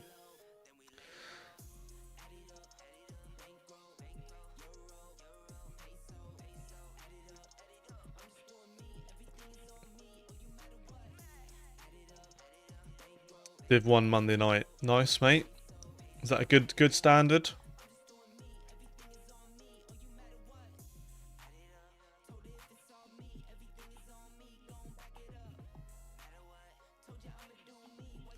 I've never played Super League. You should go play with Josh.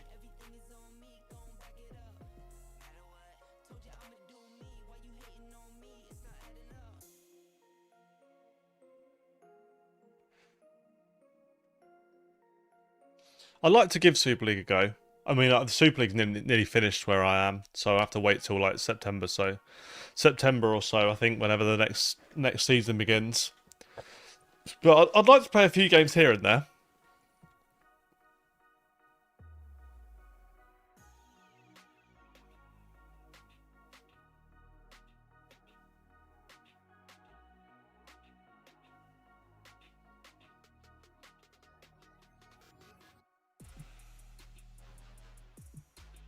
Sax is too far. I don't blame you, mate.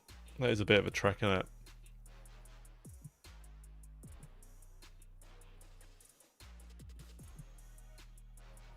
Tom Sykes has gone 1-up on Barney as well.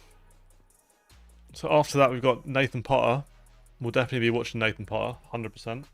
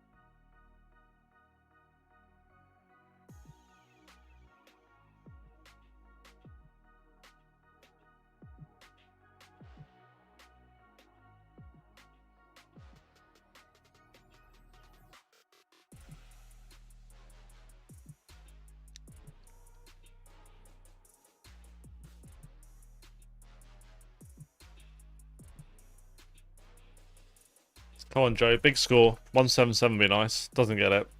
Only a 60.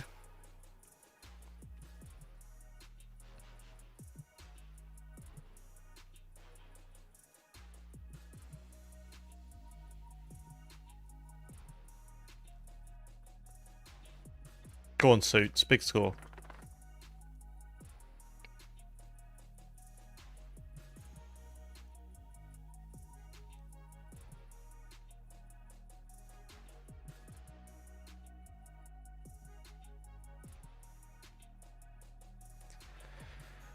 Need to do it here, Joe. 5-4 up against Wesley Plaisir. Playing alright. But this is the leg he needs to finish it in.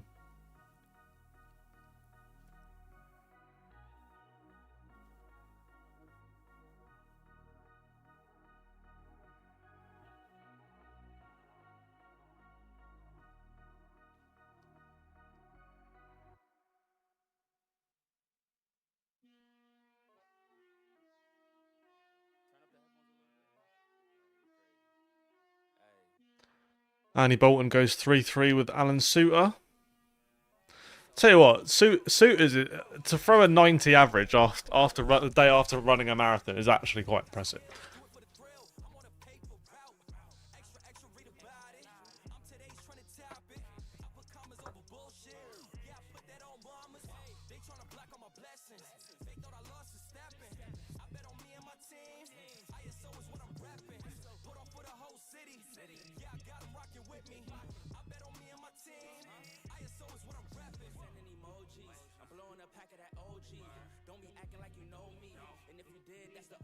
Good leg here from Joe Hunt. Leaves 95 after 12 darts thrown.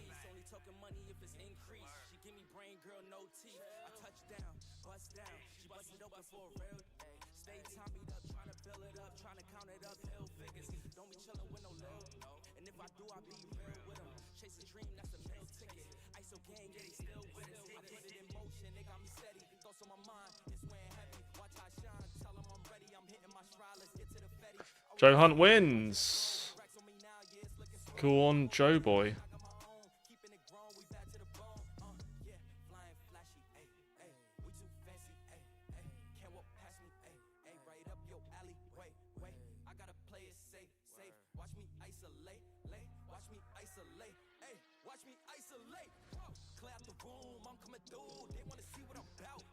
Tom Sykes currently 2-0 against Barney.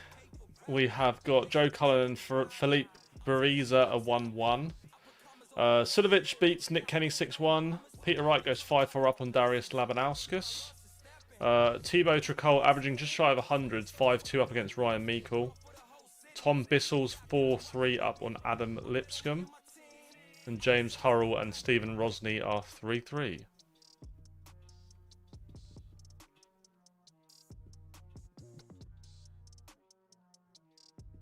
Anderson Van Ski's warming up as well. That should be a good game. Andy Bolton goes 4-3 up against Alan Suter. Chizzy goes out in 12 first leg. He's 1-0 up against Samuel Price. Thibaut Tricol finishes his game with 100 average. Beats Ryan Meikle 6-2.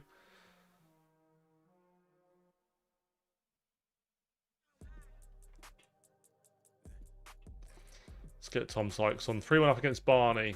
Go on, Tom.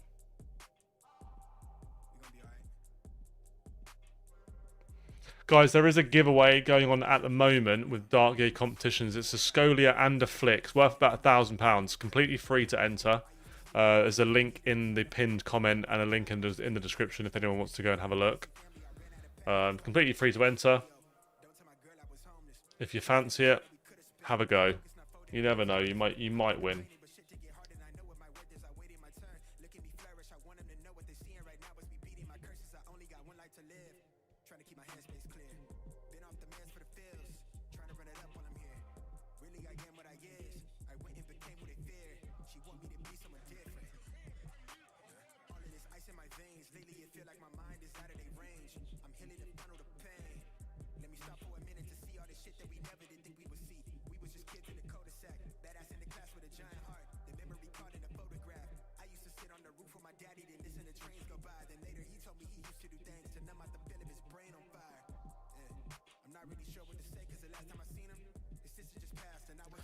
Only 45 for Barney. Tom Sykes got a chance for the 138. Could be the greatest 138 we've ever seen of all time. Not going to happen.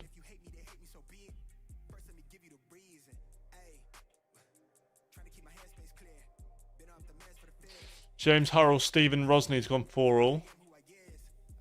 Andy Bolton goes 5-3 up against Alan Suter.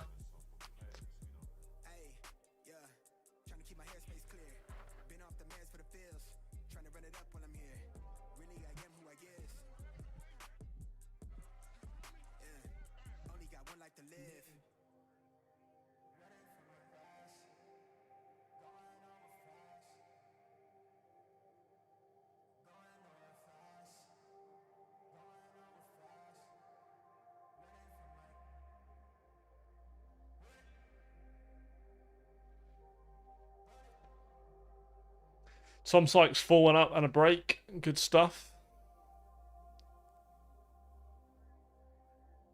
Tom Bissell's 5-4 up against Adam Lipscomb now. Philippe Bariza 3-2 up against Joe Cullen.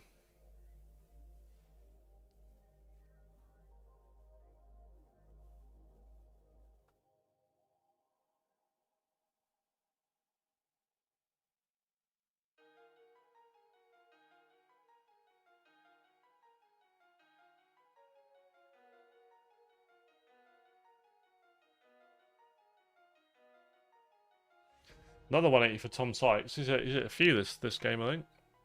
Does it tell you how many he's hit? No, because that would just be far too simple, wouldn't it? For Dark Connect to work.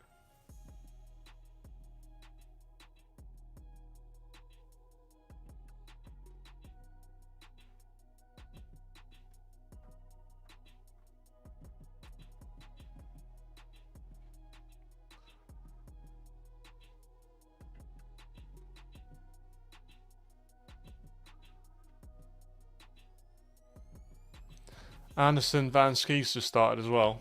I'll definitely be keeping my eye on that one. Tom Sykes 5-1. Playing lovely here, 98 average. Alan Suter checks out 108 to go 5-4. Needs to get a break and a hold to win this one though.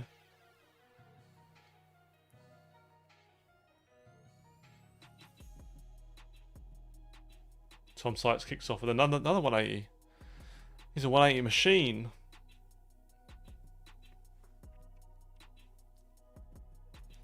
This looks like it's over. Barney not with the best start in the world. 54-42.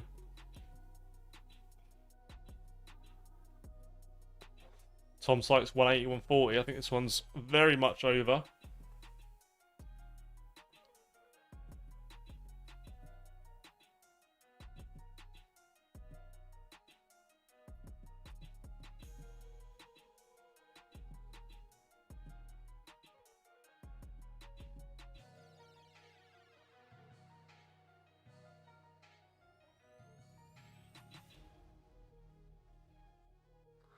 Big 174 for Barney, but Tom Sykes wants 96 for 11 or 12 to win the match. If this goes as well, it'll be 100 average, I reckon. 101 average, well done. Right, Nathan Potter is on next. We will definitely be watching Nathan Potter. Alan Suter's left himself 84 after 9 darts. This is for a break of throw as well. It's 84. Kind of want it to go. You don't want to give Andy Bolton a go at this 127 if you can help it.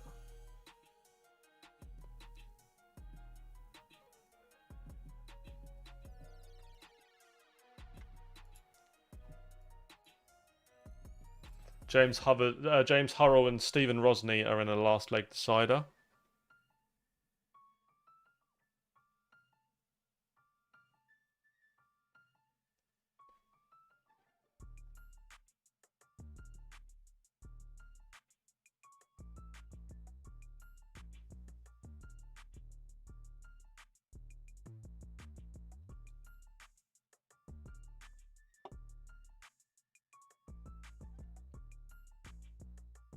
Alan Suter goes out, break a throw, and 5-all. Come on, Alan.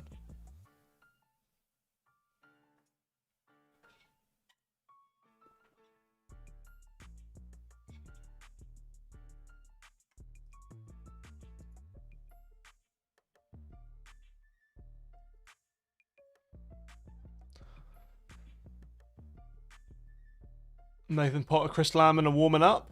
Kevin Doots, Stephen Burton is warming up as well. At the moment, they've got the 2 games on at the moment. Philippe Bariza is 5-2 up against Joe Cullen. Dave Chisnall is 2-2 with Samuel Price. Jim Long is 1-1 with Karol Sedlacek. Ryan Joyce is 1-1 with Gabriel Clemens. Daryl Gurney's 1-1 with Thomas Lovely. Gary Anson's 1-0 up, 2-0 up now against Jimmy Van Ski. Leon Weber 2-0 up against Ryan Searle. Kim Hybeck's 1-0 up against Denny Aldercoulter. Cameron Menzies is 1-1 with Alexander Merckx. And the other games have just started.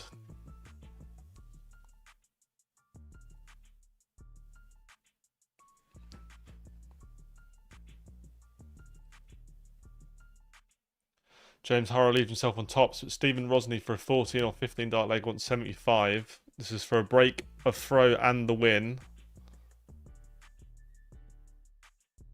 And he goes out. Good darts. James Harrell is out. Right, let's get Nathan Potter's game on. Here are all the other results from today so far.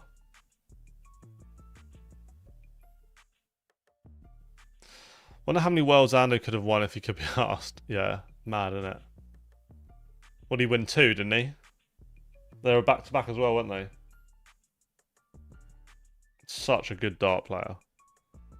Like, unbelievably good dart player.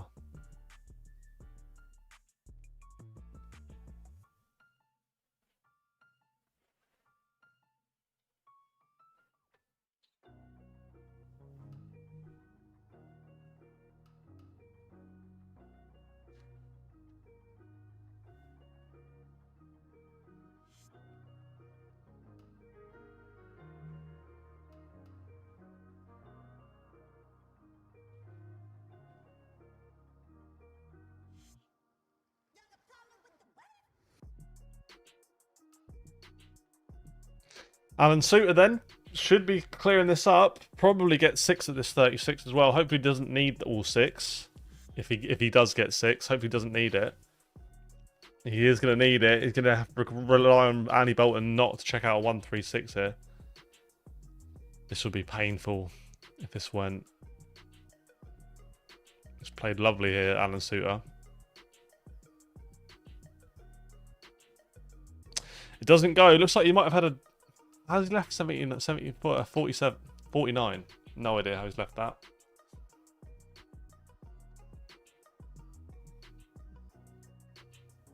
Come on, Alan. Gets it. Needed all 6 darts there, but he goes out. Alan Suter is through to the next round. He beats Andy Bolton 6-5. Philippe Bariza and Joe Cullen is currently 5-3 to Bariza. It's now 5-4 to Bariza with a break of throw. So Joe Cullen needs to hold throw to go 5-5. Bariza won the bullseye in this one though, so he will be throwing in the last leg if it goes that far.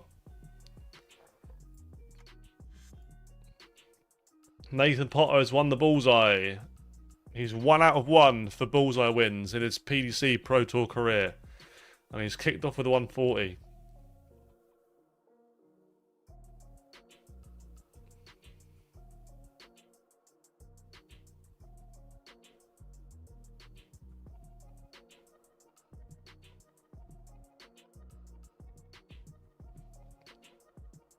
I would love to know, like, the percentage of, like, this is such a random stat, but I would love to know, and if anyone does the stats, please find a way of finding this out.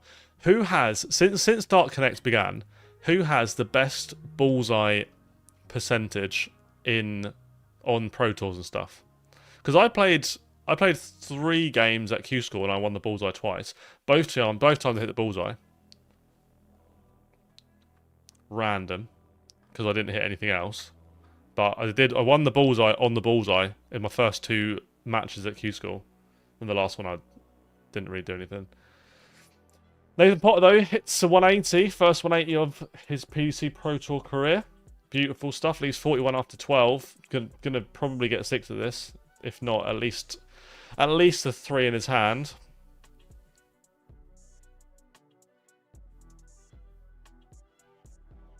Goes out in 2. 14 dart, hold a throw to start for Nathan Potter.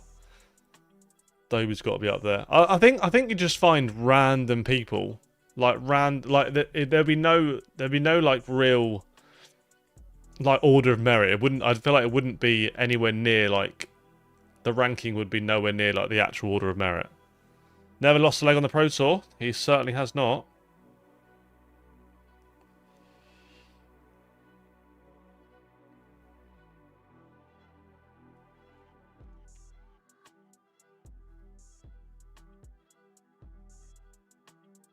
Not missed a dart on the Pro Tour at a double yet. That 41 was in 2 darts.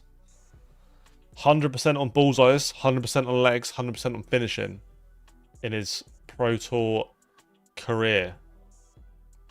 And never missed a dart. Never missed a dart at the double. Philip Bariza beats Joe Cullen 6-4. Other games, we've got Samuel Price is 4-3 up against Dave Chisnall. We've got Karl Sedlacek is 3-1 up against Jim Long. Gabriel Clemens is 4-1 up against Ryan Joyce. Thomas Lovely is 4-1 up against Daryl Gurney. Winner of that plays the winner of the Bo Greaves game on next. Gary Anderson 4-1 up against Jimmy Van Ski. Leon Weber is 4-1 up against Ryan Searle. Denny Coulter had a stinker first leg. Is now 3-1 up against Kim Hybrex. Cameron Menzies and Alexander Merckx are 3-3. Andrew Gilding and Adam Gavlaus are 1-1. Christian Kist is currently averaging 112. He's 3-1 up against Martin Schindler, who's averaging 106 nearly. Marvin Kraft is 2-1 up against Michael Smith. Kevin Dutz 1-1 with Stephen Burton. And the other games have just started.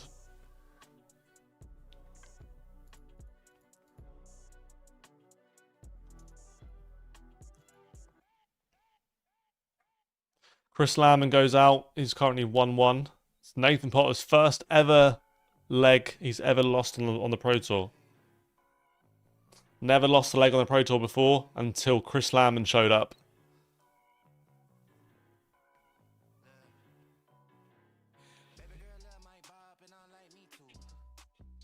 Up until that visit, Nathan Potter had never had a 180 hit against him on the Pro Tour. He's now experienced his first 180 against him at the hands of Chris Landman.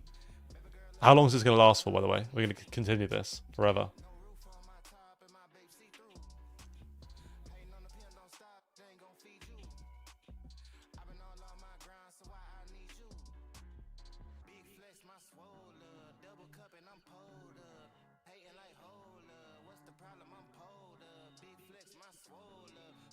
Oh, he follows a 30 with a 30.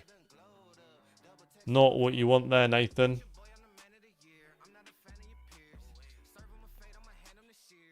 Needs a big visit here. Needs to at least leave a finish. Needs a 140 here. Ton's not really enough. 60's definitely not enough. Yeah, Jacob, you'd think so, wouldn't you? I would love to see the stats, although you wouldn't really get Phil Taylor on the stats because he weren't really. I think he retired before Dart Connect. Dart Connect showed up when I stopped marking. I marked 2 events with Dart Connect. What was that? 2018.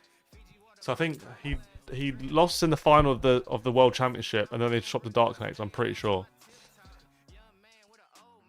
I'm pretty sure that's the timeline.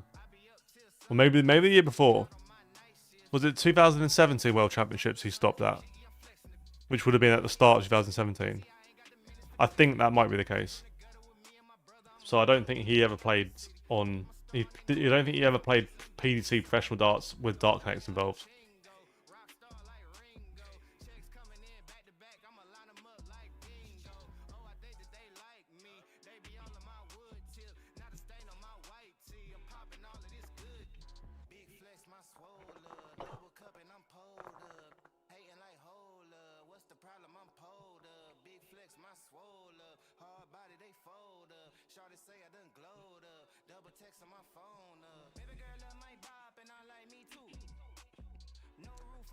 Come on, Nathan.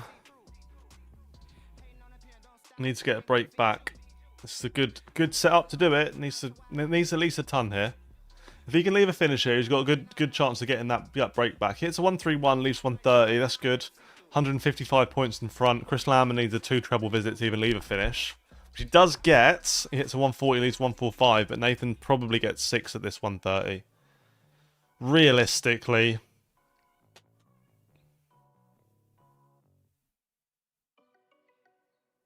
Yeah, Peter Wright's probably a good one. He went for the bullseye, missed it, leaves 25. Chris Lamon wants 145. It is a big ask, not impossible. He leaves tops, hits a 105. Nathan's has to go. Has to hit this 25.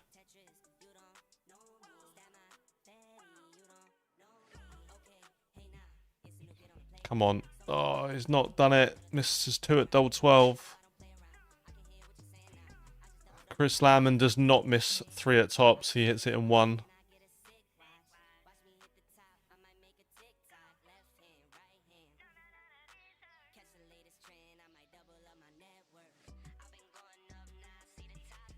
Good start, 140.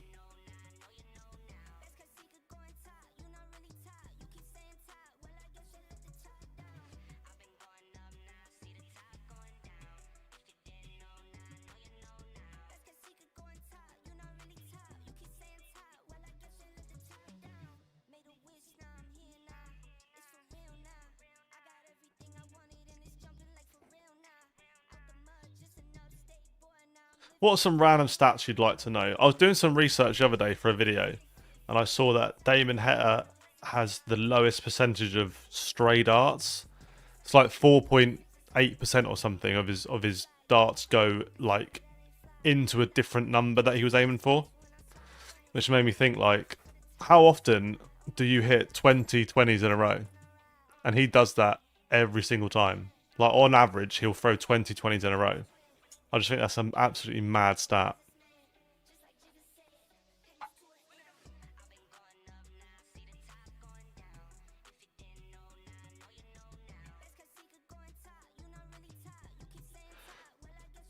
Go on, Nathan.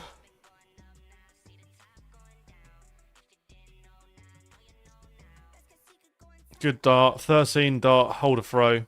That's good. Still needs to get a break in there somewhere, though.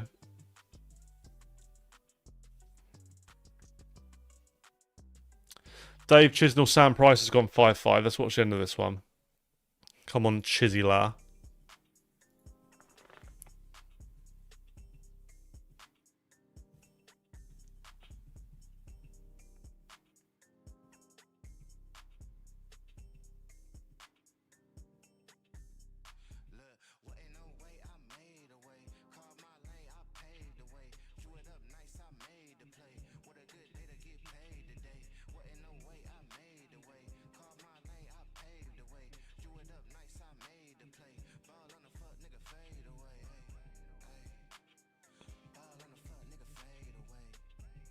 Chizzy kicks off 180. It's a break of throw. Sam Price has the darts. That 60 there could be a bit of a let-in for Nathan.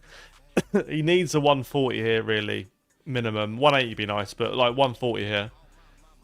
Only hits a ton. He's 80 points behind, plus whatever Chris hits here. Only 45. He can put some pressure on that 116. Again, needs to be a 140.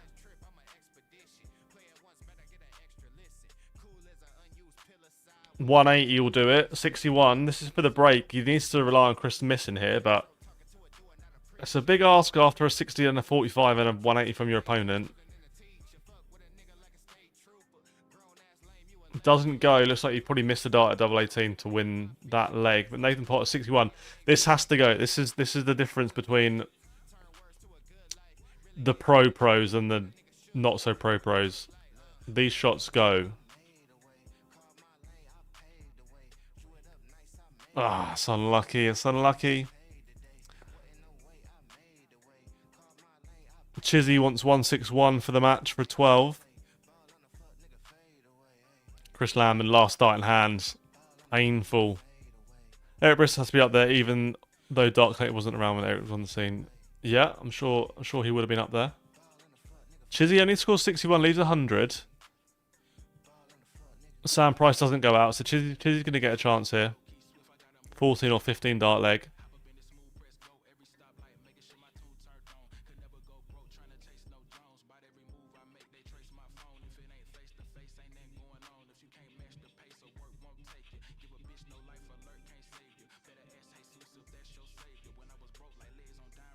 Goes out in 2, 14 dart. Chizzy is through, Sam Price is out. So, at the moment, we have got Thomas Lovely is 5-4 up against Daryl Gurney. Leon Weber is 5-3 up against Ryan Searle. Andrew Gilding and Adam Gavlaus are 3-3. Marvin Kraft is 4-2 up against Michael Smith. Kevin Dutz is 5-2 up against Stephen Burton. Chris Lammons 4-2 up against Nathan Potter. Mike DeDecker is 4-1 up against Stefan Hendricks. William O'Connor is 2-1 up against Mario van der Bogeda. Rob Cross is 2-0 up against Adam Paxton, averaging 120, by the way. So anyone who's calling out Rob Cross shouts earlier, he started off nicely. Was 120 average, 23 darts, 25 darts, 2 legs, 25 darts. Not bad. Leon Weber beats Ryan Searle 6-5 or 4, whatever it was. Thomas Lovely beats Daryl Gurney 6-4 as well. Daryl Gurney 100 average and gets beat. Tough. Chris Lamman for 5-2 wants 106. If not, Nathan Potter's coming back for 48. He doesn't go. Nathan Potter, this has to go. He's missed a few darts at double in this game. It could be a very different scoreline here for Nathan if his doubles have gone in. This has to go though. It does. Good darts. Hopefully that will settle him a little bit now.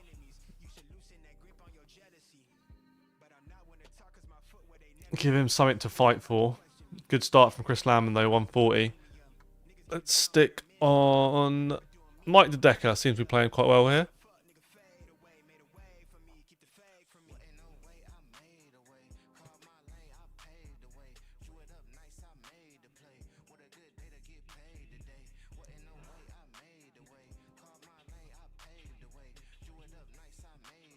Only 43 from Chris Landman. Nathan Potter needs a 2 treble visit.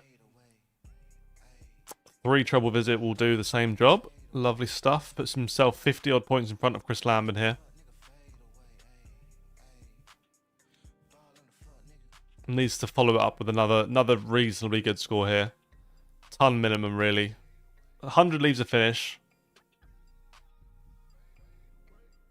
He gets it, leaves a finish, so he's going to get a go at the 161. He needs to break a throw. Could do with Chris Lamman not throwing a big score here, to be fair. 60 or something would be nice. Like a troubleless visit here. Scores 98, leaves 120. Nathan's going to get a go at 161 though. He scores 97, leaves 64. Mike DeDecker beats Stefan Hendricks. Raymond van Barneveld is up there. MVG is up there in the bullseye percentage. Nice. Stick Gilding on. 4-3 down to Adam Gavlaus at the moment. Both averaging mid-90s. Nathan Potter, 64's got to go, and it does. There's the break of throw. 15 dart break of throw. He needs to win 2 of the next 3 legs, and he is through to the second round. What do you get for second round now? Is it a grand? 1,500 quid? How much money is the first round worth? It's over a grand now, isn't it? It's been a while since I've followed along the darts, to be fair. 97, solid start. We'll take that.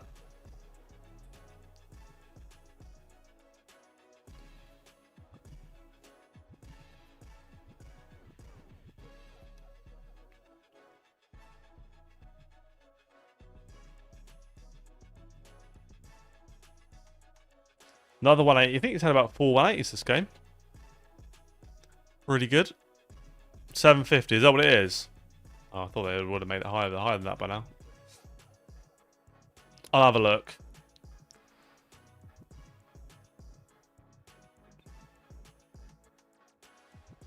Another 180. Nathan Potter goes back-to-back 180s. Looks very, very good. Lamman needs a 180 to even leave a finish here. Anything less than a 180, 59 is definitely less than a 180. Nathan's going to get 6, maybe even 9 darts of this 44 for a Holden 5-4 lead. 1250. I thought it was a bit more than 750. Great 11 dart leg there. Averaging 97 in his Pro Tour debut.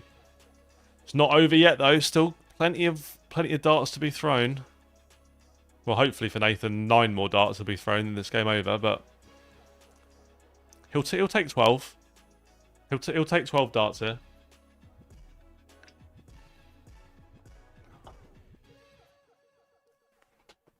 He's going to need all of them. He's going to need all the darts.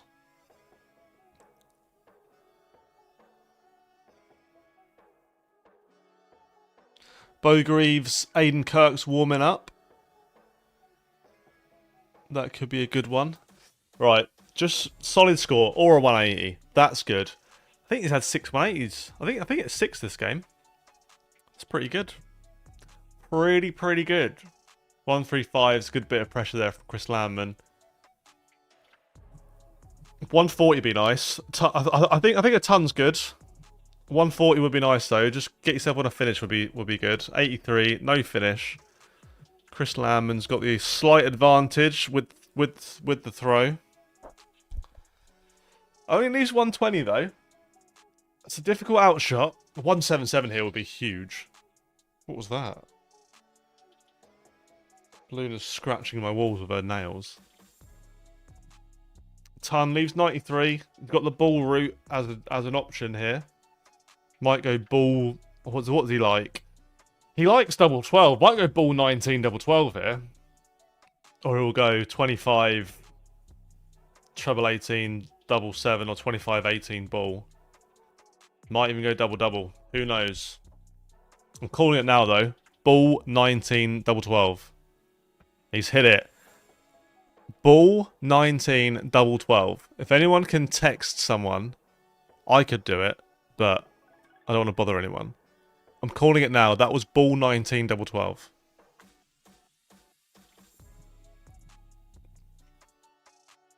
Good darts. Nathan Potter wins on a debut, which is great to see. Oh, wasn't it streamed? Wasn't that game streamed? Can someone tell me if that's the exact way that he went?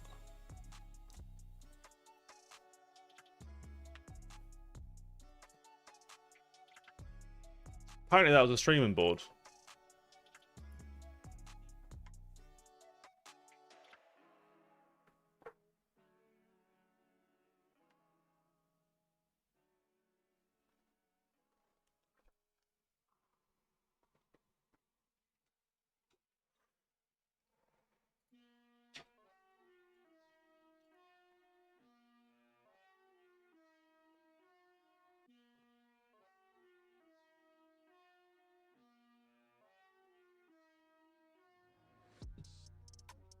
I did that once when Danny Baggish was playing. I said ball 25 ball for him to check out a 125 before he'd done it to win a tour card or something. Then it turned out he had gone that way. Mystic Mac. Can I do it twice? I just have a feeling he went that way.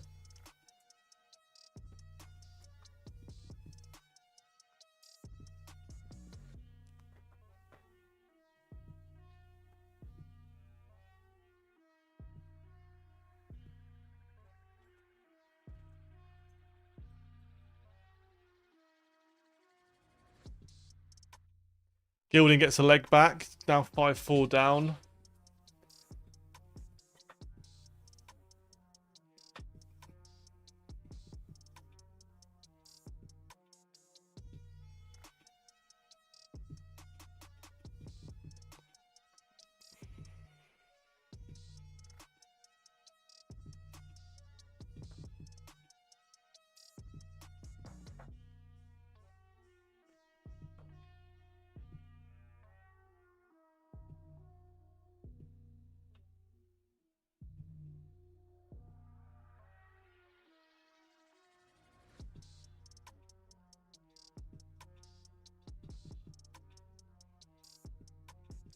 Michael Smith's missed 2 darts to win this match. Marvin Kraft wants 76 to put him out.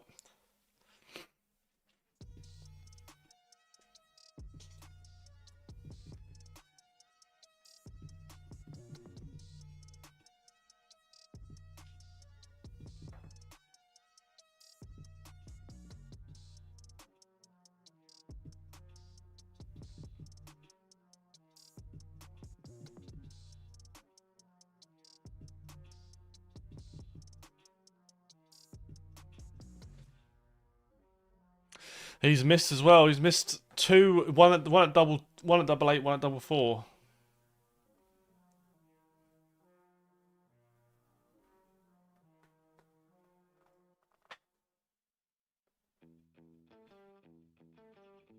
Michael Smith, last night in hand, beats Marvin Crafts, scrapes through that one. Spent a lot of that game behind as well.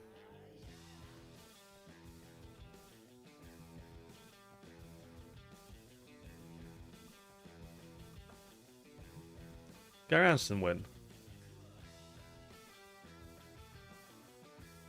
Yeah, he beat Jimmy Vansky 6-4.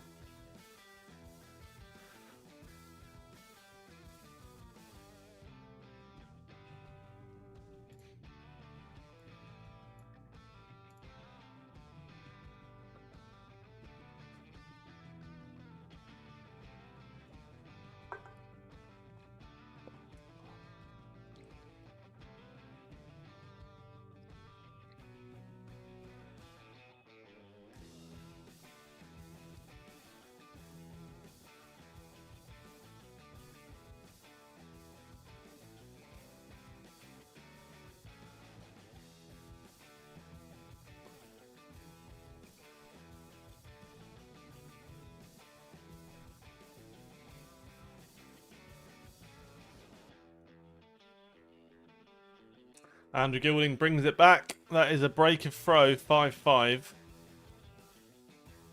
Adam Paxton just missed darts to win that leg to go 5-3. Rob Cross wants 86 to win the match.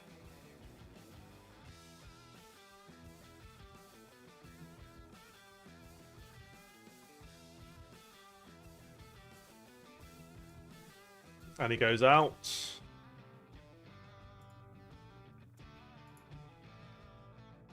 Gilding kicks off this last leg decider with a 180. Couldn't have timed that any better.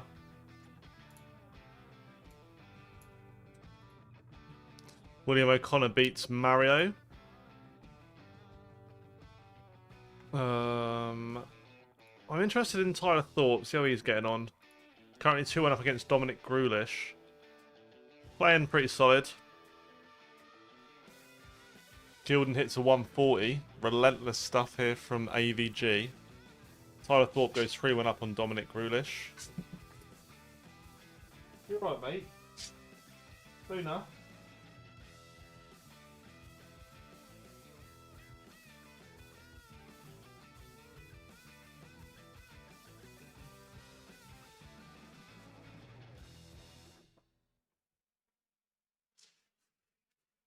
Gilden leaves 100 after 9. Gavlaus needs a 180 here to even leave a finish.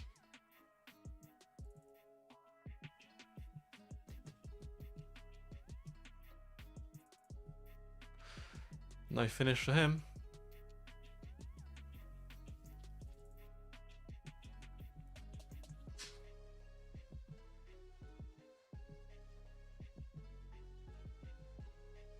$11 dart, hold a throw in the last leg. Not a lot you can do about that. Good darts, Andrew.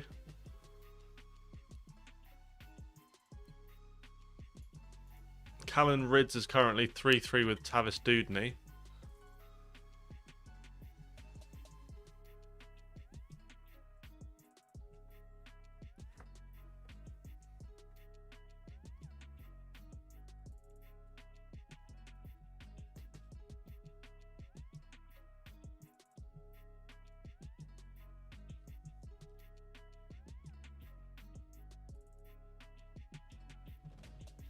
Other games at the moment, we've got these two on the screen, which is Callan Rids 3-3 with Tavis Dudney, Tyler Thorpe 3-1 up against Dominic Grulish, Martin Draggett is 3-1 up against David Sharp, Richard Veenstra and Benjamin Pratnamer is 2-2, Lucas Veinig is 4-0 up against Martin Lukeman, Max Hopp 3-0 up against Stefan Belmont, Bo Greaves is 3-1 up against Aidan Kirk, Jeffrey de Graaf is 3-1 up against Richie Edhouse, Adam Warner is 2-0 up against Ian White, Christo Reyes averaging 118 is 3-0 up against Marvin Van Velzen, and Owen Bates is 2-1 up against Victor Tingstrom. Dominic Grulish 135 checkout to go hold a throw. It's now 3-2 to Tyler Thorpe.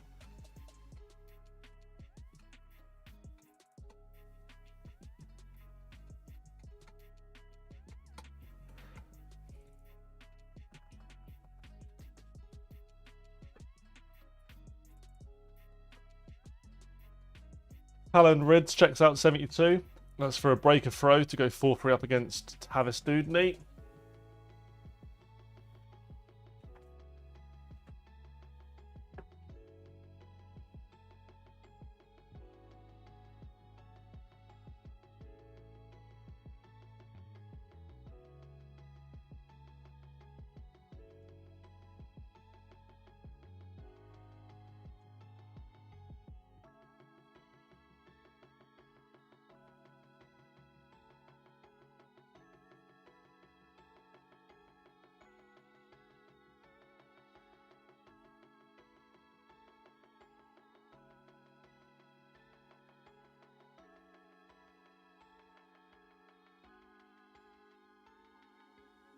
Hello, Scottish lad.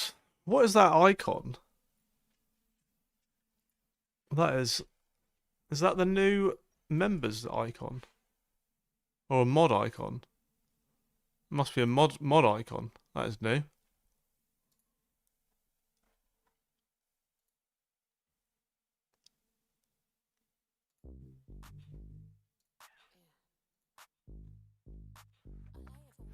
How you doing, Scottish lad? You good, mate?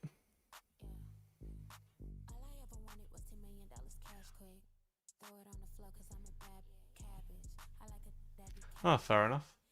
Good leg there from Dominic Grealish. 12 darter to hold throw. To break throw now. 3-3 with Tyler Thorpe.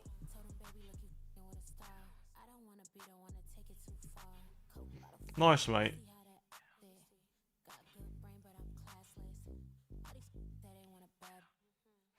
Callan Rids goes 5-3 up against Tavis Dudney.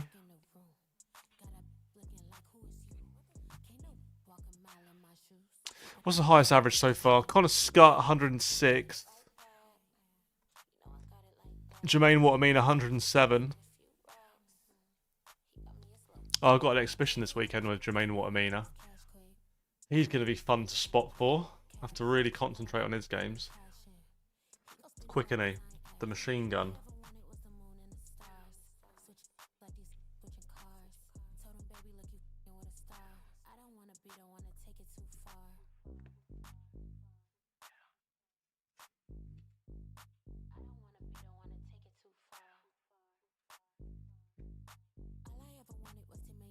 Hello, Luna.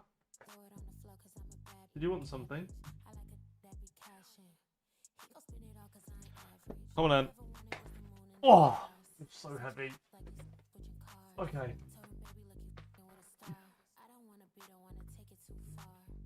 Yeah, he's playing really well, mate. Really, really well. All right, Luna. I don't need the kisses. You can just stay there. That's fine. That's fine. Thanks, mate.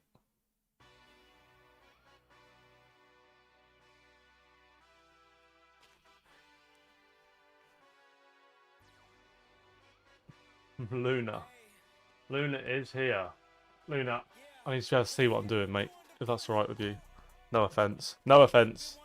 No offense. Just stay there. No, just there. It's fine. It's right. It's absolutely fine. Stay there. Absolutely no problem, mate. Love you too. The comeback is on for Dominic Grealish. Was 3-1 down. Now 4-3 up.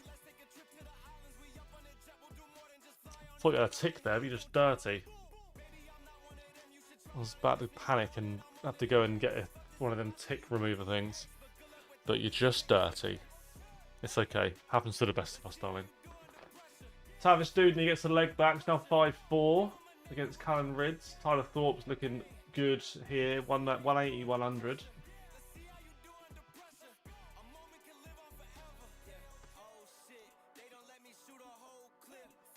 Okay. What have you got in your ears? You are dirty, aren't you? What even is that? It's like some sort of seed.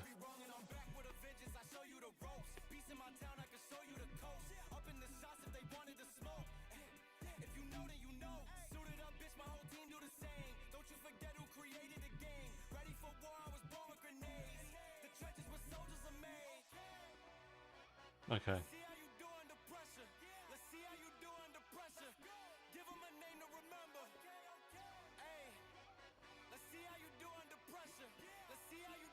Alright, hot breath. Fucking hell. Your breath is warm, mate, innit? Right, put you like this.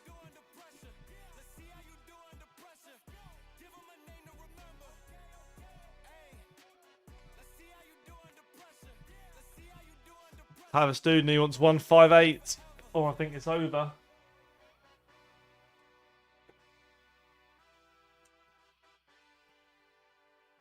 Bo's 5-3 up. Nice.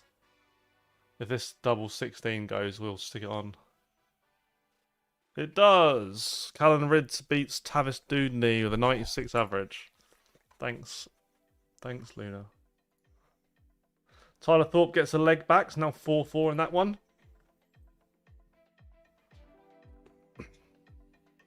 Come on, stop sliding. Okay. You're such a weirdo. You're such a strange little doggy, ain't you, Luna?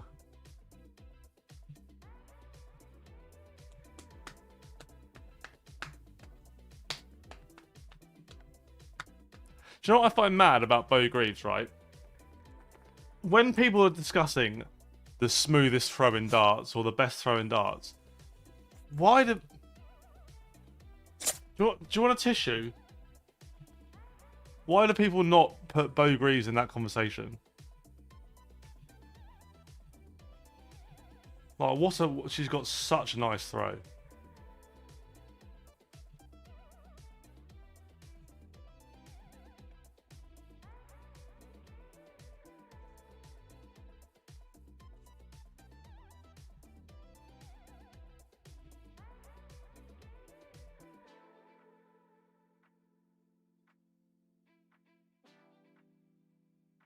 You need to trim your hair, mate. Look at the state of your feet. You look like a homeless dog.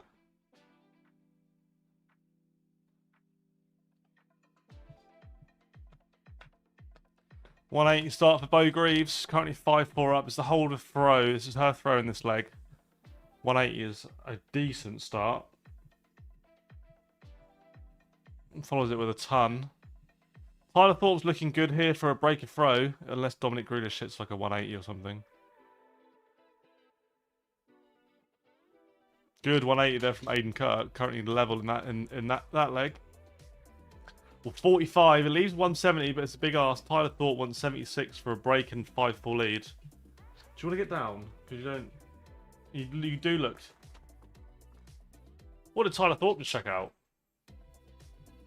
76. 76.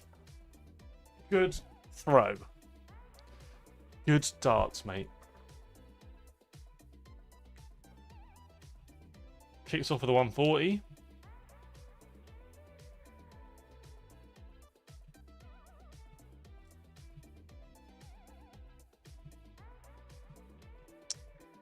Only a 60 from Dominic.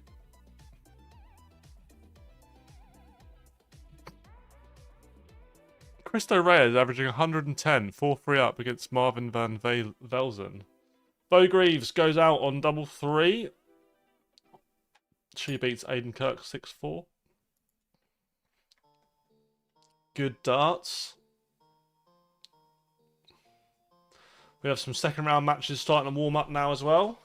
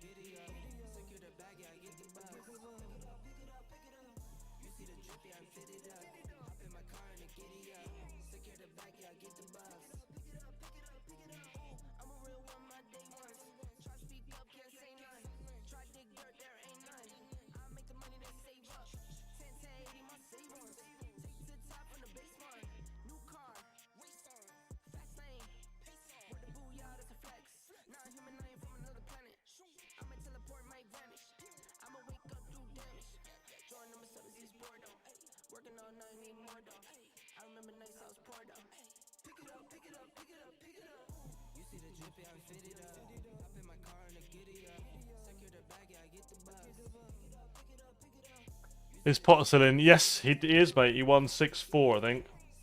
Beat Chris Lamb in 6-4. Played alright, to be fair. I think he finished on about a 97 average. Yeah, 97.76. He's going to be playing against Tom Sykes, who did average 101 in the last game. Connor Scott. Cool, I'll tell you what, it's a hell of a top half of that board. So Wessel Nyman won his first game with a 98.5. Connor Scott is going to play against Wessel Nyman. He won his first game with 106. Tom Sykes won his first game with 101, and then Nathan Potter won his first game with a 97. They're all playing each other.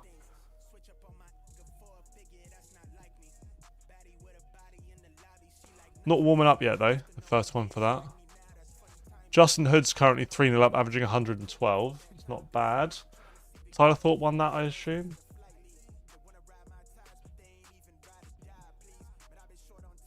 Yeah, Tyler Thorpe won 6-4. Lovely. Benjamin Prattnumber beat Richard Veenstra. Cristo Reyes, 106.29 average, beats Marvin Van Velzen.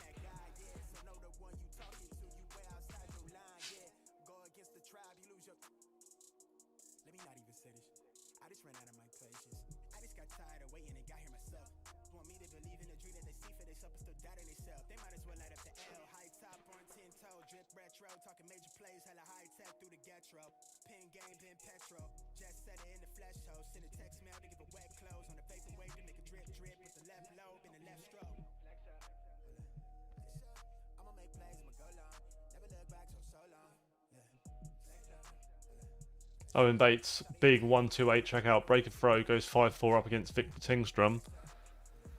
Beautiful stuff from the master. Does he have a nickname now? Does anyone know if Owen Bates has a nickname now? Because it was the master, but that wasn't allowed for obvious reasons. David Sharp loses to Draggett.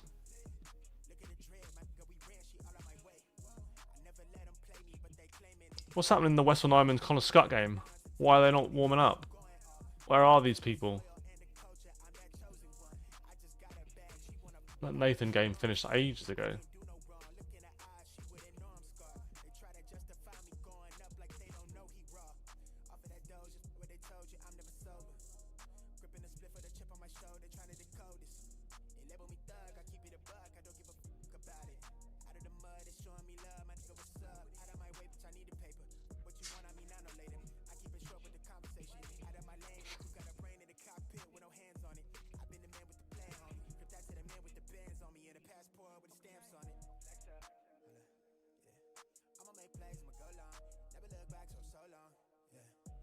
No, he used to have your nickname, Nick, but he's not allowed it.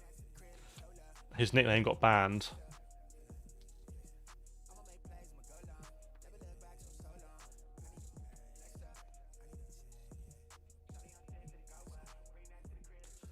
Great 10 darter there from Victor Tingstrom. If you want to see a nice little 10 darter, go over to the darts referee on all my socials. I hit one a couple of days ago. Same route.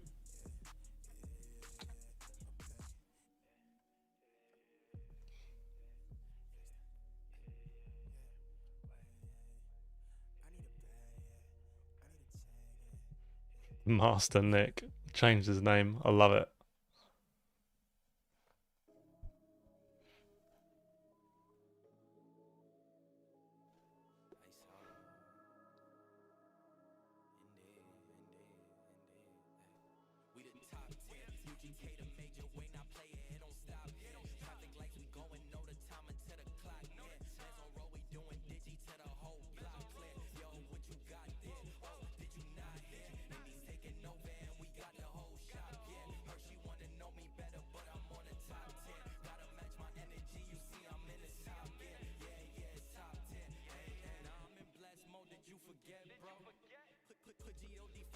Ian White gets the leg back. It's now 5-4 down to Adam Warner, but does have the darts in this leg.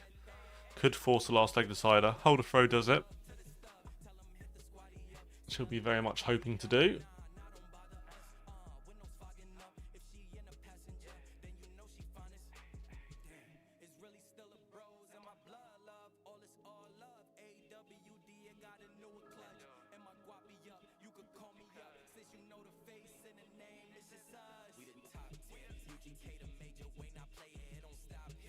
Owen Bates then, who wants 106 for the match. If not, Victor Tingstrom's coming back for 84.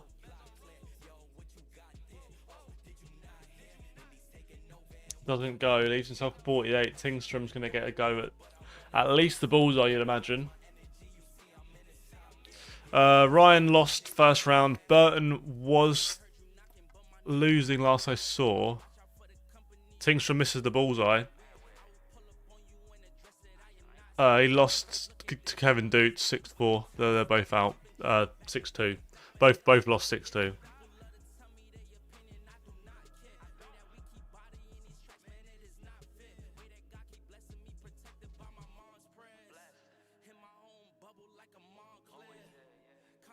Owen Bates nicks it.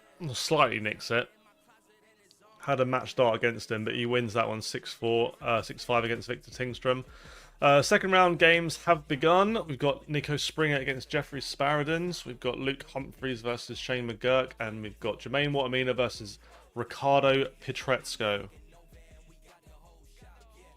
Neil Zonneveld against Joe Hunt has just begun. We'll put that one on in a minute. We'll watch the end of this one. I really rate this Yorick Hofkins guy. I think he's a very, very good dart player.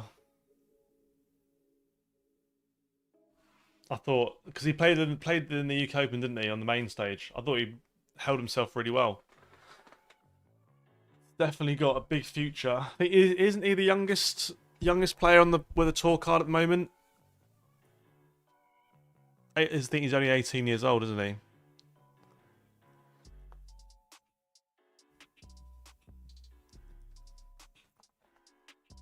Ian White gets that one. 5-5, last leg decider.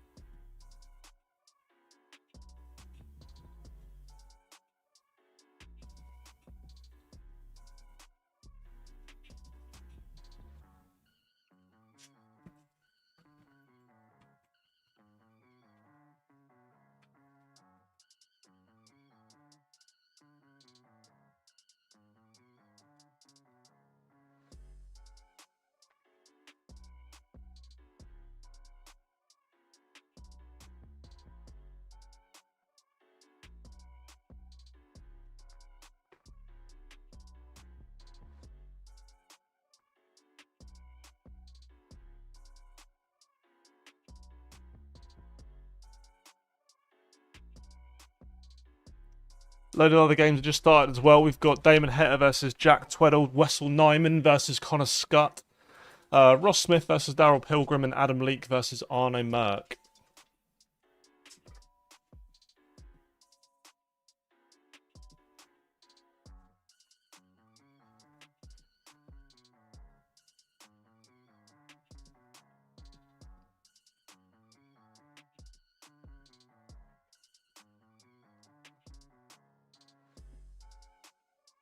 Biowitz, checks out 130 to take out Yorick Hofkins. Adam Warner wants 170. Doesn't go. Ian White wants 161 in their last leg decider.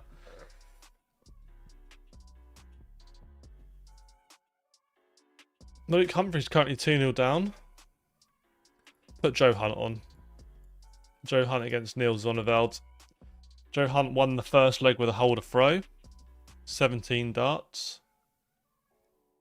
Ian White leaves himself on 59. Adam Warner wants 112 for the match. If not, Ian White's going to come back at 2 at tops. Or double 1, depending on where his first dart goes. Adam Warner not going to go. So Ian White, break and throw chance here. 14 or 15 darts. Wants 59 to take out Adam Warner and go through to the second round.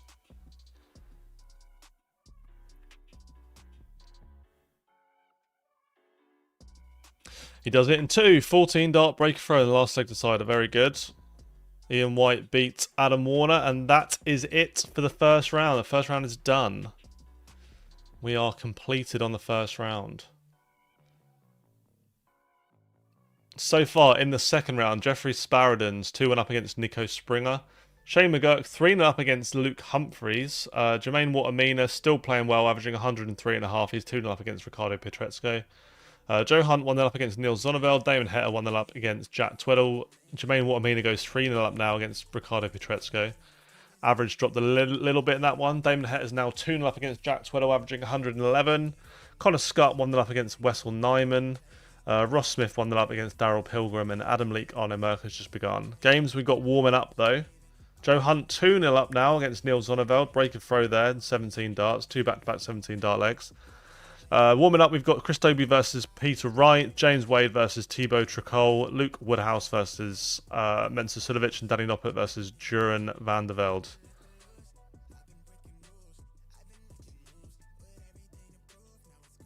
A stick. Springer Sparadins on. Currently 20 points difference in the average, but it is currently 2-2. That doesn't mean a great deal right now.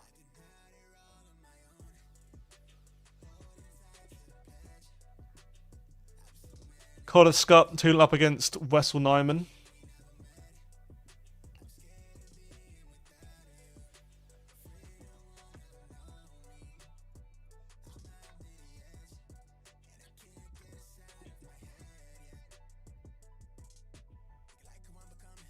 We do have a giveaway going on at the moment with Dart Gear competitions. It's for a Scolia and a Flick. It's £1,000 worth of equipment. There is a link in the top pinned comment if you want to go and check it out, or in the top of my my description.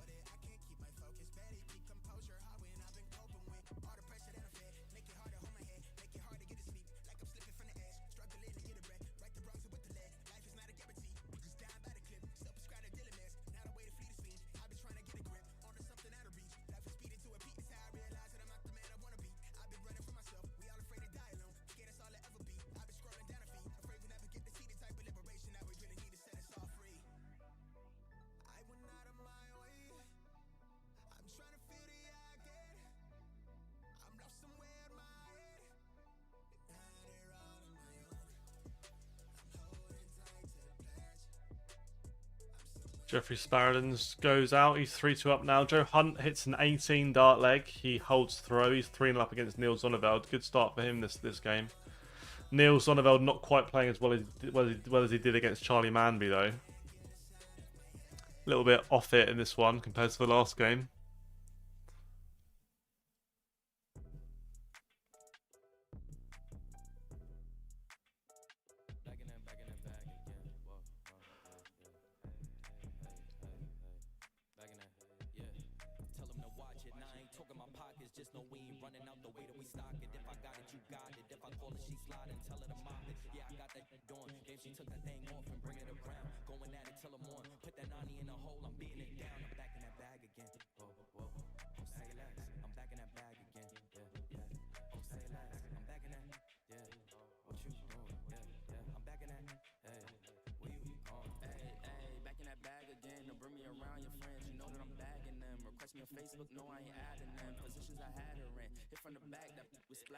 Hello Owen, how are you mate? Are you good?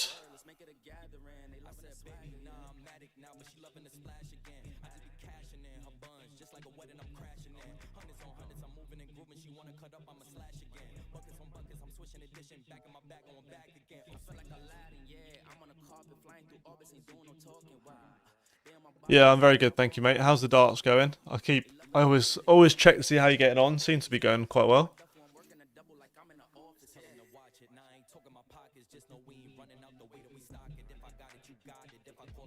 Joe Hunt for a 14 or 15 dart leg wants 62. This is for 4-0. Doesn't go. Jeffrey Sparadins checked out 111 with Springer sat on 88. He's now 4-2 up. That's a breaker throw as well for him, averaging 98. Other games right now, we have got Shane McGurk is currently 4-2 up against Luke Humphreys. Luke Humphreys averaging 105. He's 4-2 down. Jermaine Watermina's fallen up against Ricardo Petretsko. Neil Zonneveld gets a leg back. He's now 3-1 down to Joe Hunt. Damon Hetter is 4-0 up against Jack Tweddle. Wessel Nyman was 2-0 down. He's now 2-2 with Connor Scott.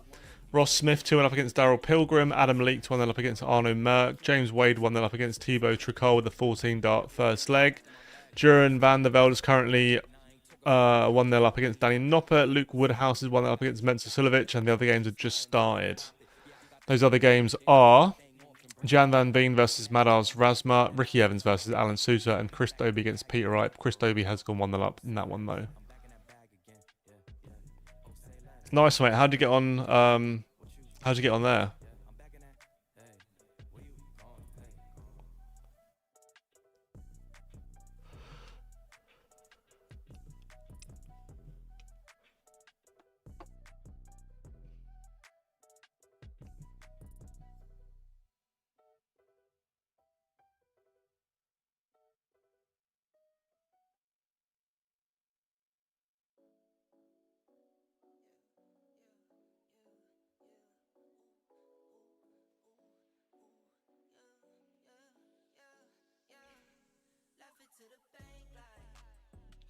Zonneveld misses the ball for a 1-2-1. Joe Hunt then needs the 1-4-3.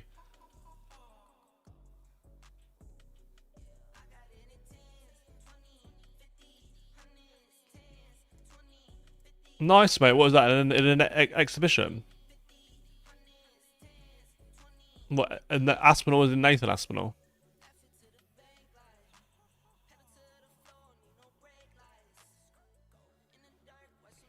Nice, mate. Well done.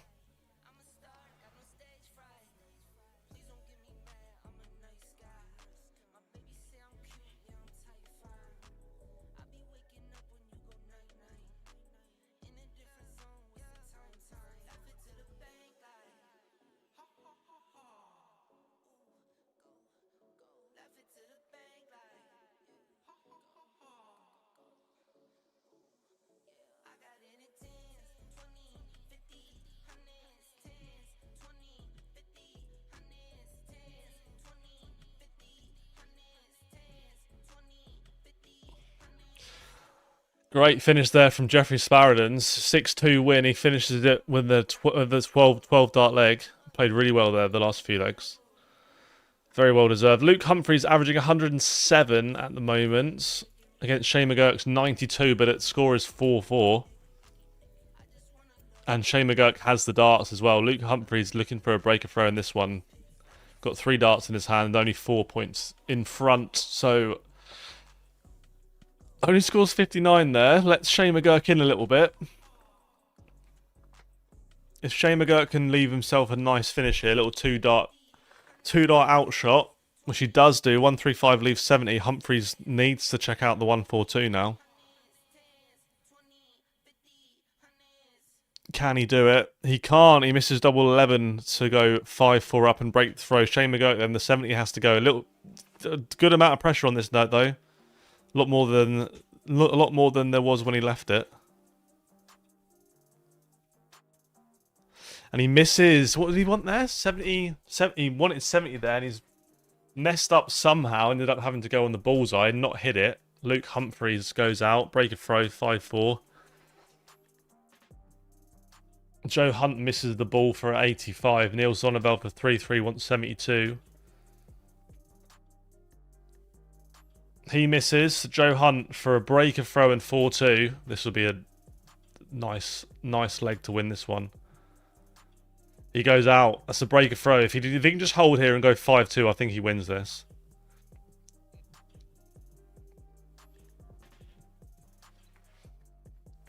Warming up though, we've got Thomas Lovely versus Bo Greaves, Gabriel Clemens versus Callan Ridds, and Dirk van Dijvenbode versus Stephen Rosny.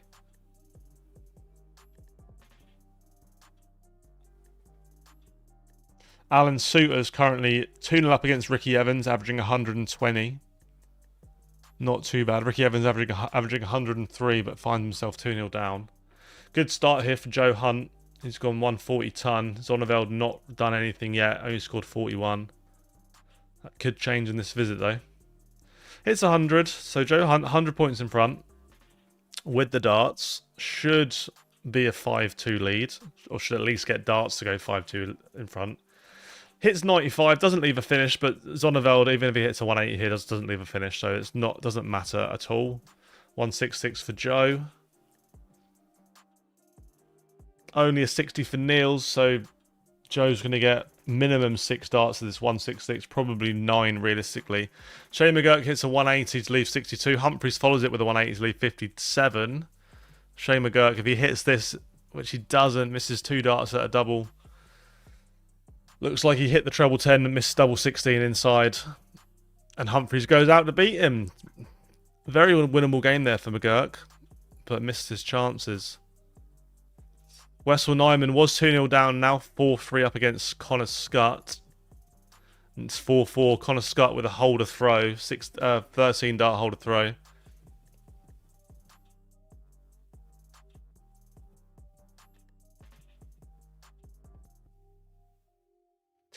Joe Hunt wants double 2 for 5-2, and he gets it in 1. Good darts.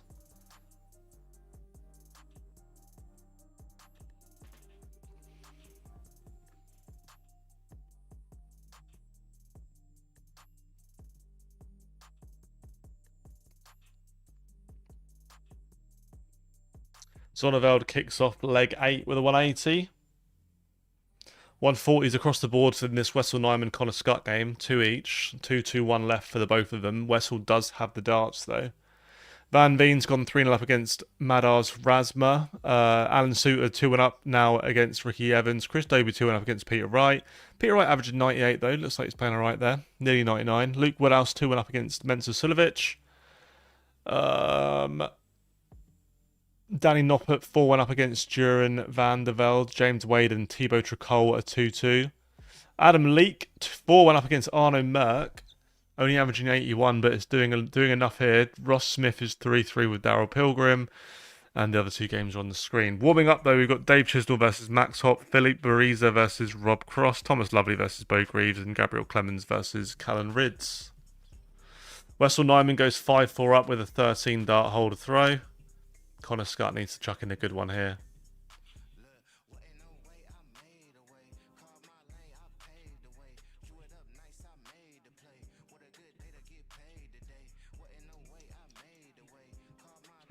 Another 180 for Neil Zonneveld. The comeback is on. Hopefully Joe can stop that rather soon.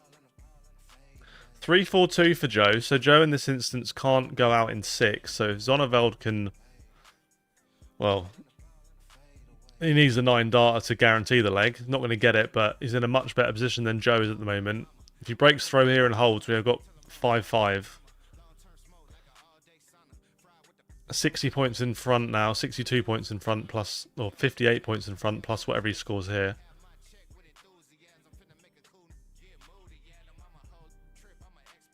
Only 45. Bit of a chance here for Joe Hunt.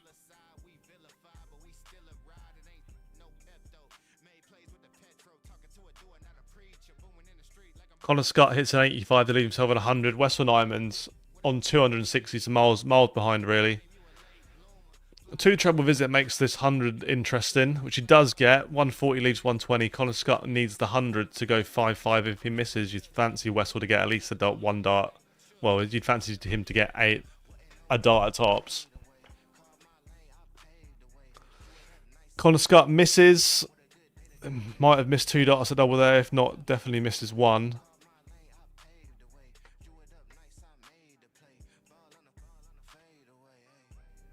Wessel Nyman for the match wants 120. And he gets it. Connor Scott goes out. Up next, though, we've got Tom Sykes versus Nathan Potter, which we will definitely be watching. Nathan Potter in his debut on the Pro Tour won his first game against Chris Lamb 6-4, I think. But definitely got a bit more of a difficult game here than he did in the first one, so we'll see how he gets on. Neil Zonneveld gets a breaker throw against Joe Hunt. Joe Hunt was 5-2 up.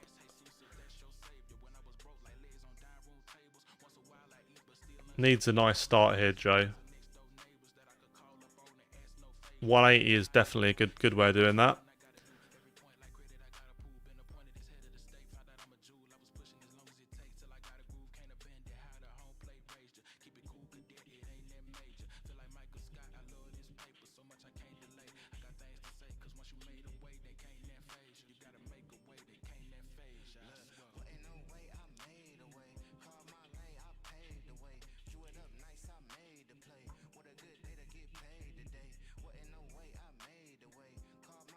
Let's see how Noppett's getting on. He's currently 5-1 up, averaging 103. Not too bad. If he checks out this 80, he is won it 6-1. Joe Hunt's left himself on 167. Neil Zonneveld needs a treble in this visit to leave a finish. If no trebles here, then Joe Hunt's going to get 6 starts at 167. He does hit 2 trebles though, a 121, leaves himself on 136. Joe Hunt will have to go the bullseye route if he hits the first treble.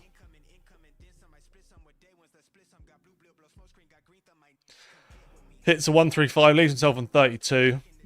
Could have been a missed start at the bullseye. Could have just been a first start treble 5. Neil Zonneveld for 5-5 wants 136. If he misses, Joe's coming back. He does miss. Looks like he probably had a dart at a double as well. Joe Hunt wants 32 for the match to win it 6-4. Danny Noppert beats Duran van der Velde 6-1. Can Joe Hunt go out? He can. 14 dart. Break a throw. Joe Hunt's through to the last 32. Tom Sykes, Nathan Potter are warming up. We'll put that one on in a minute. Ross Smith's currently averaging 102. He is 4-4 with Daryl Pilgrim averaging 96.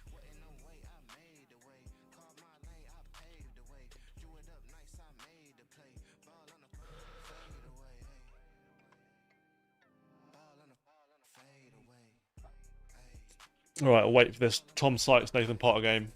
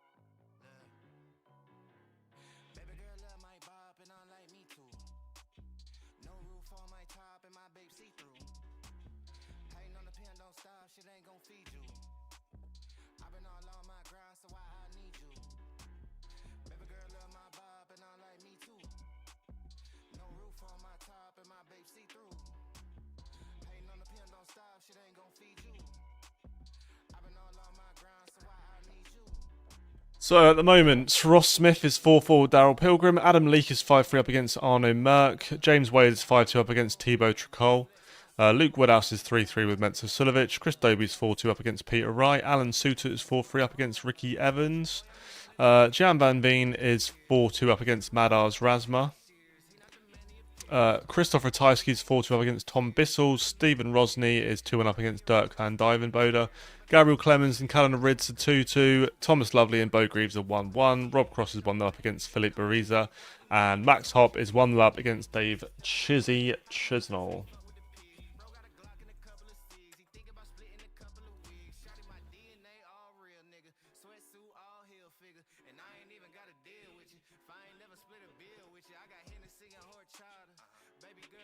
Ross Smith goes 5-4 up against Daryl Pilgrim.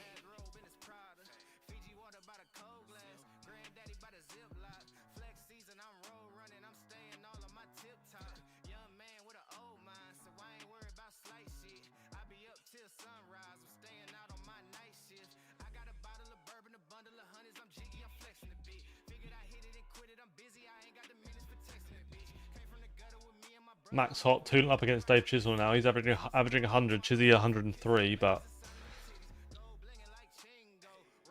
no doubles hit for Chizzy. Arno Merck gets a leg back. Is now 5-4 to Adam Leake. Right, I'm gonna go. I'll be back in a sec.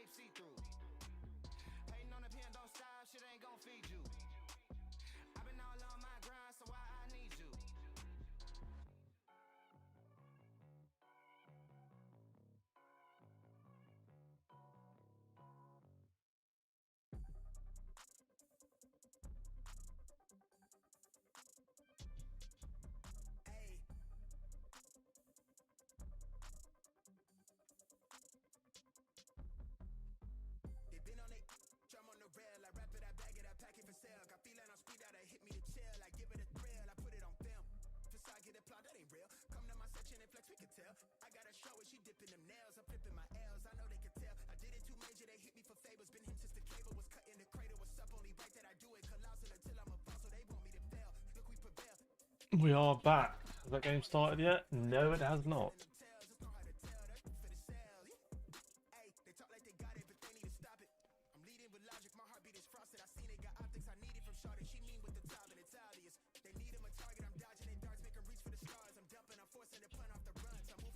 Ross Smith beats Daryl Pilgrim.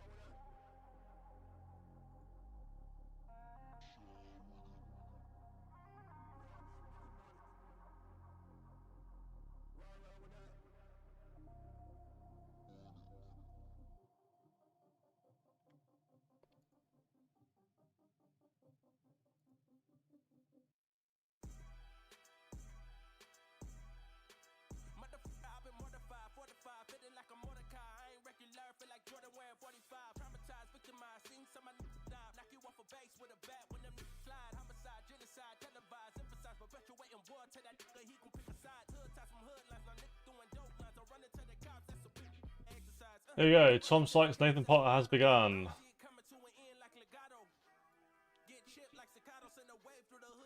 Nathan Potter has won the bullseye again.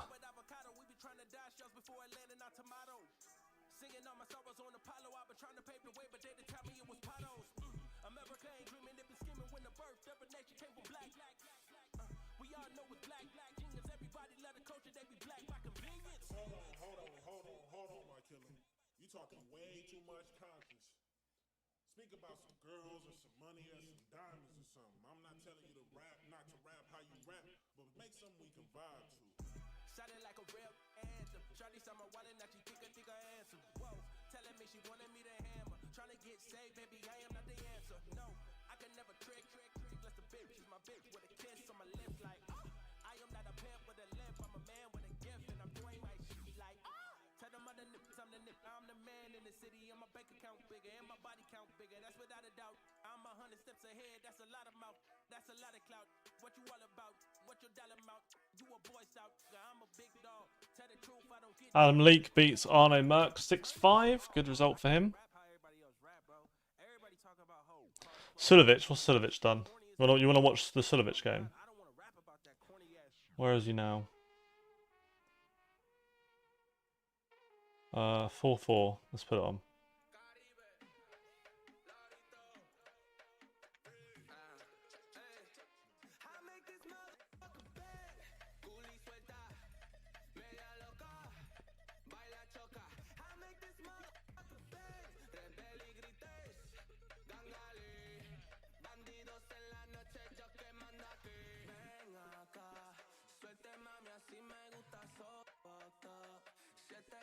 Una juca tequila.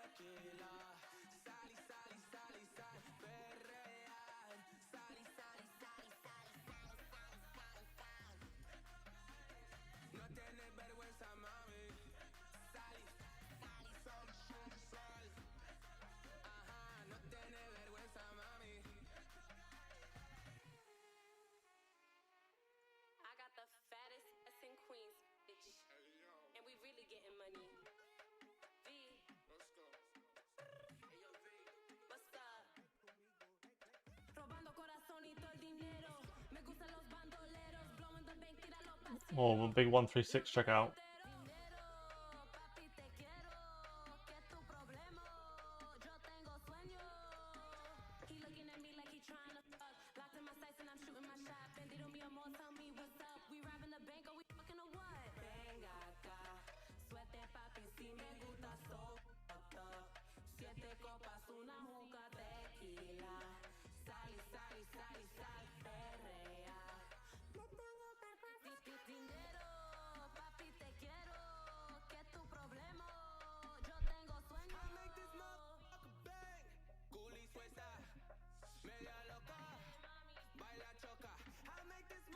Mesasulovic hits a 14 dart leg against Luke Woodhouse to go 5-5. That was a holder throw, so Luke has the darts in the last leg, currently averaging 103 to Silovic's 97. So good game of darts this one so far.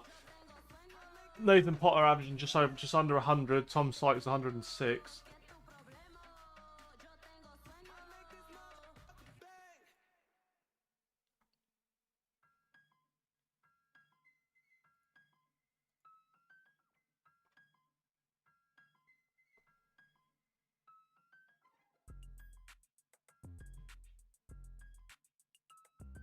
Did he? What was the score on that one?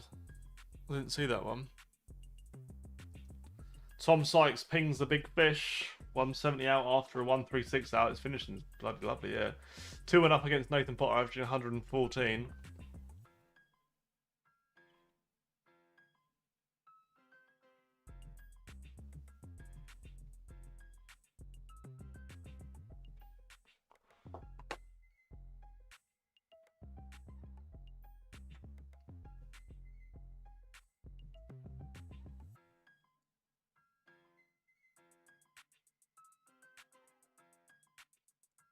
Winner of this game does play Wessel Nyman, the #1 seed. Really? Wow.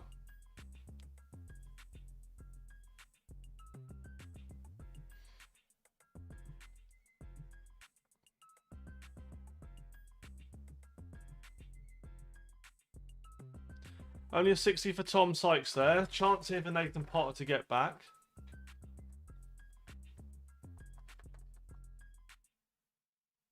Here's another 143. 140 leaves himself on 81. Tom Sykes needs 2 trebles minimum, really. If not, there won't be a load. 3 trebles will do it. Leaves himself 24. Averaging 115 at the moment. Nathan Potter wants 81. Has to go. This is for 2-2. If not, Tom Sykes come back 3-1.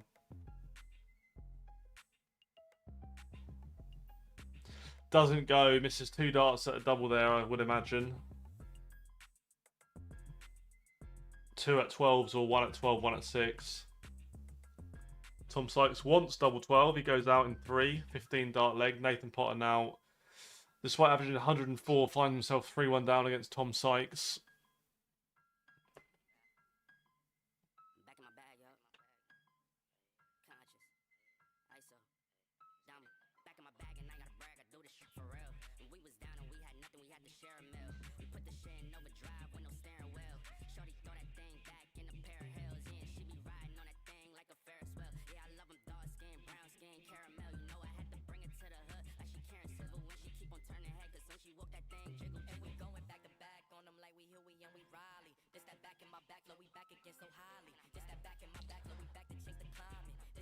Woodhouse wants double 10 to beat Mesasulovic.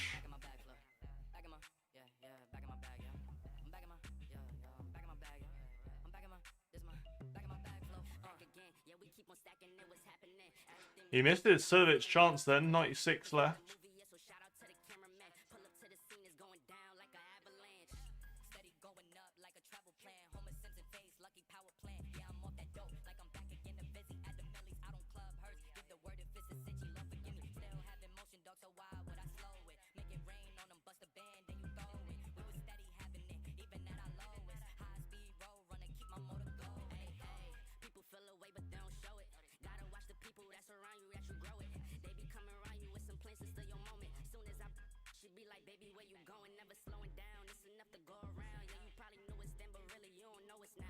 Silovich misses.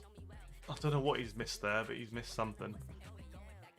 Left 14. How do you leave double 14 off 96? Single 20, treble 16, double 14. I reckon. Missed double 14 for the match.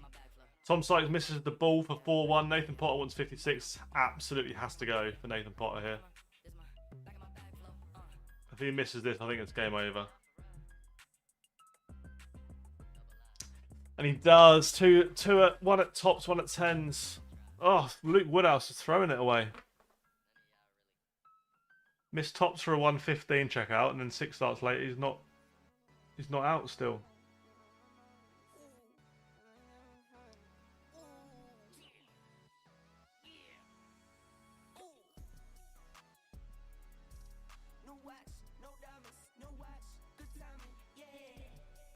Tom Sykes is not missing much here. Sulovic, last start in hand, knocks out Luke Woodhouse.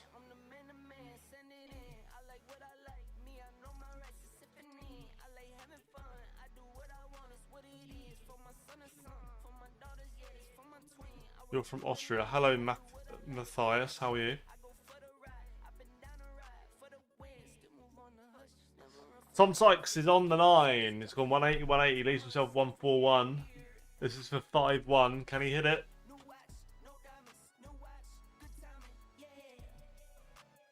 He's not missed much today. Okay. Saying that, he does hit 45.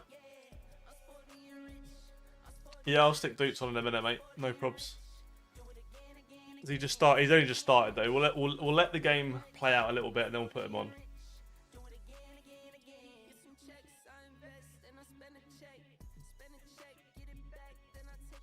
Tom's missed again, but miles ahead of Nathan here.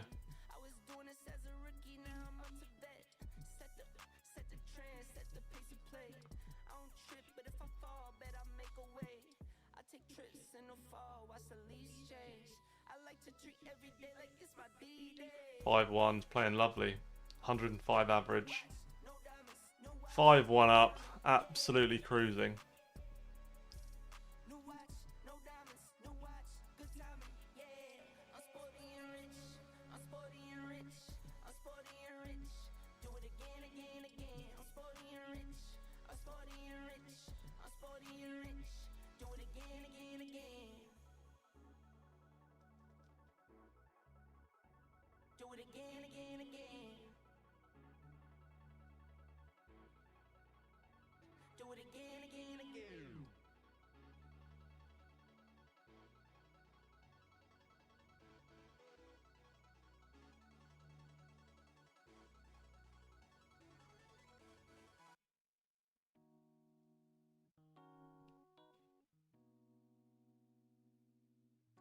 Leon Bieber hit a 9 dart, did he? Nice. What, just now?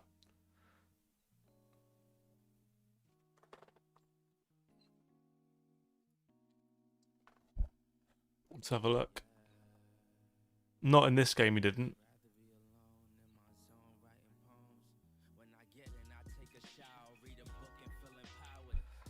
Did he hit one today, earlier?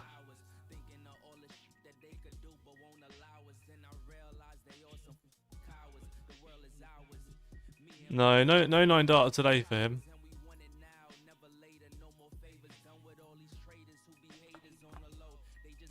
Chizzy needs 99, 5-4. This is for a break of throw. Nathan Potter goes out in 14 darts, now 5-2.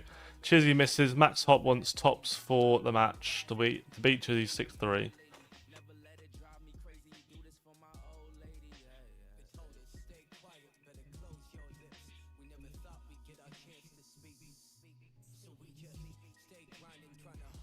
Which he does. Chizzy is out.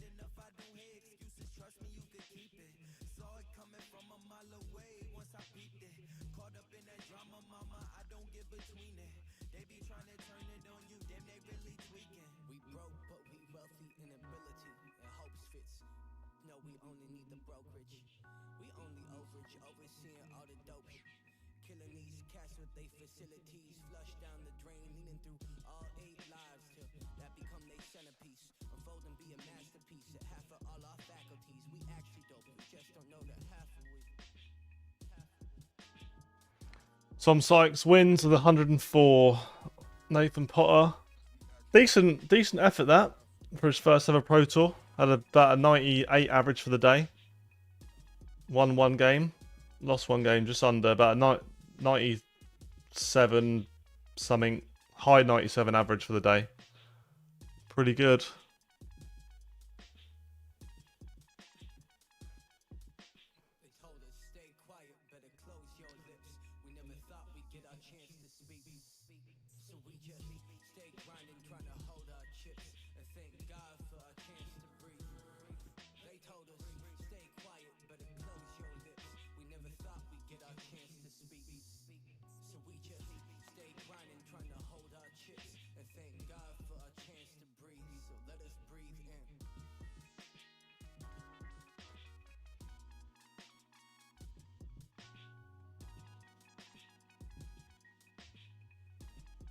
Danielle Dakota, was that 152, 132, something like that?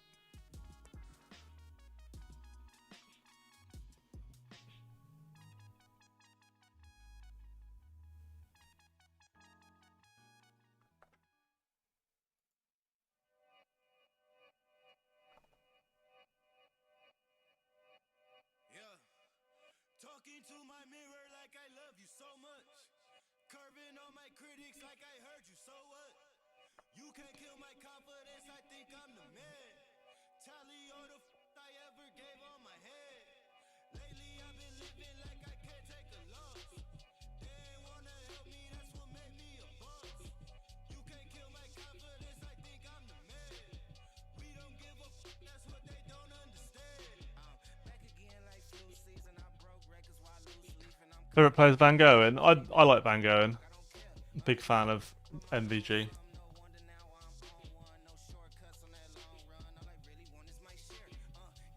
Sedlacek beats Owen Bates.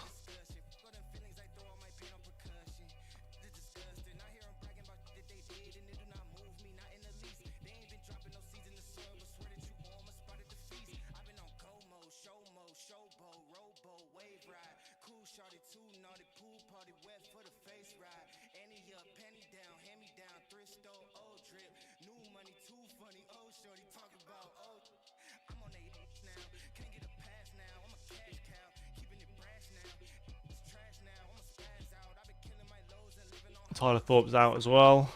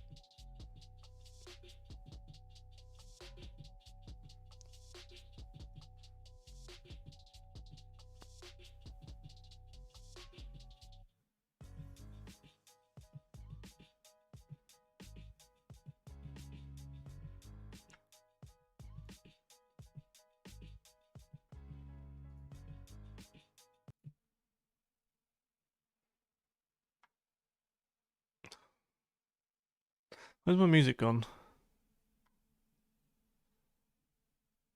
Oh, don't tell me the internet's messing up. Can I still refresh this?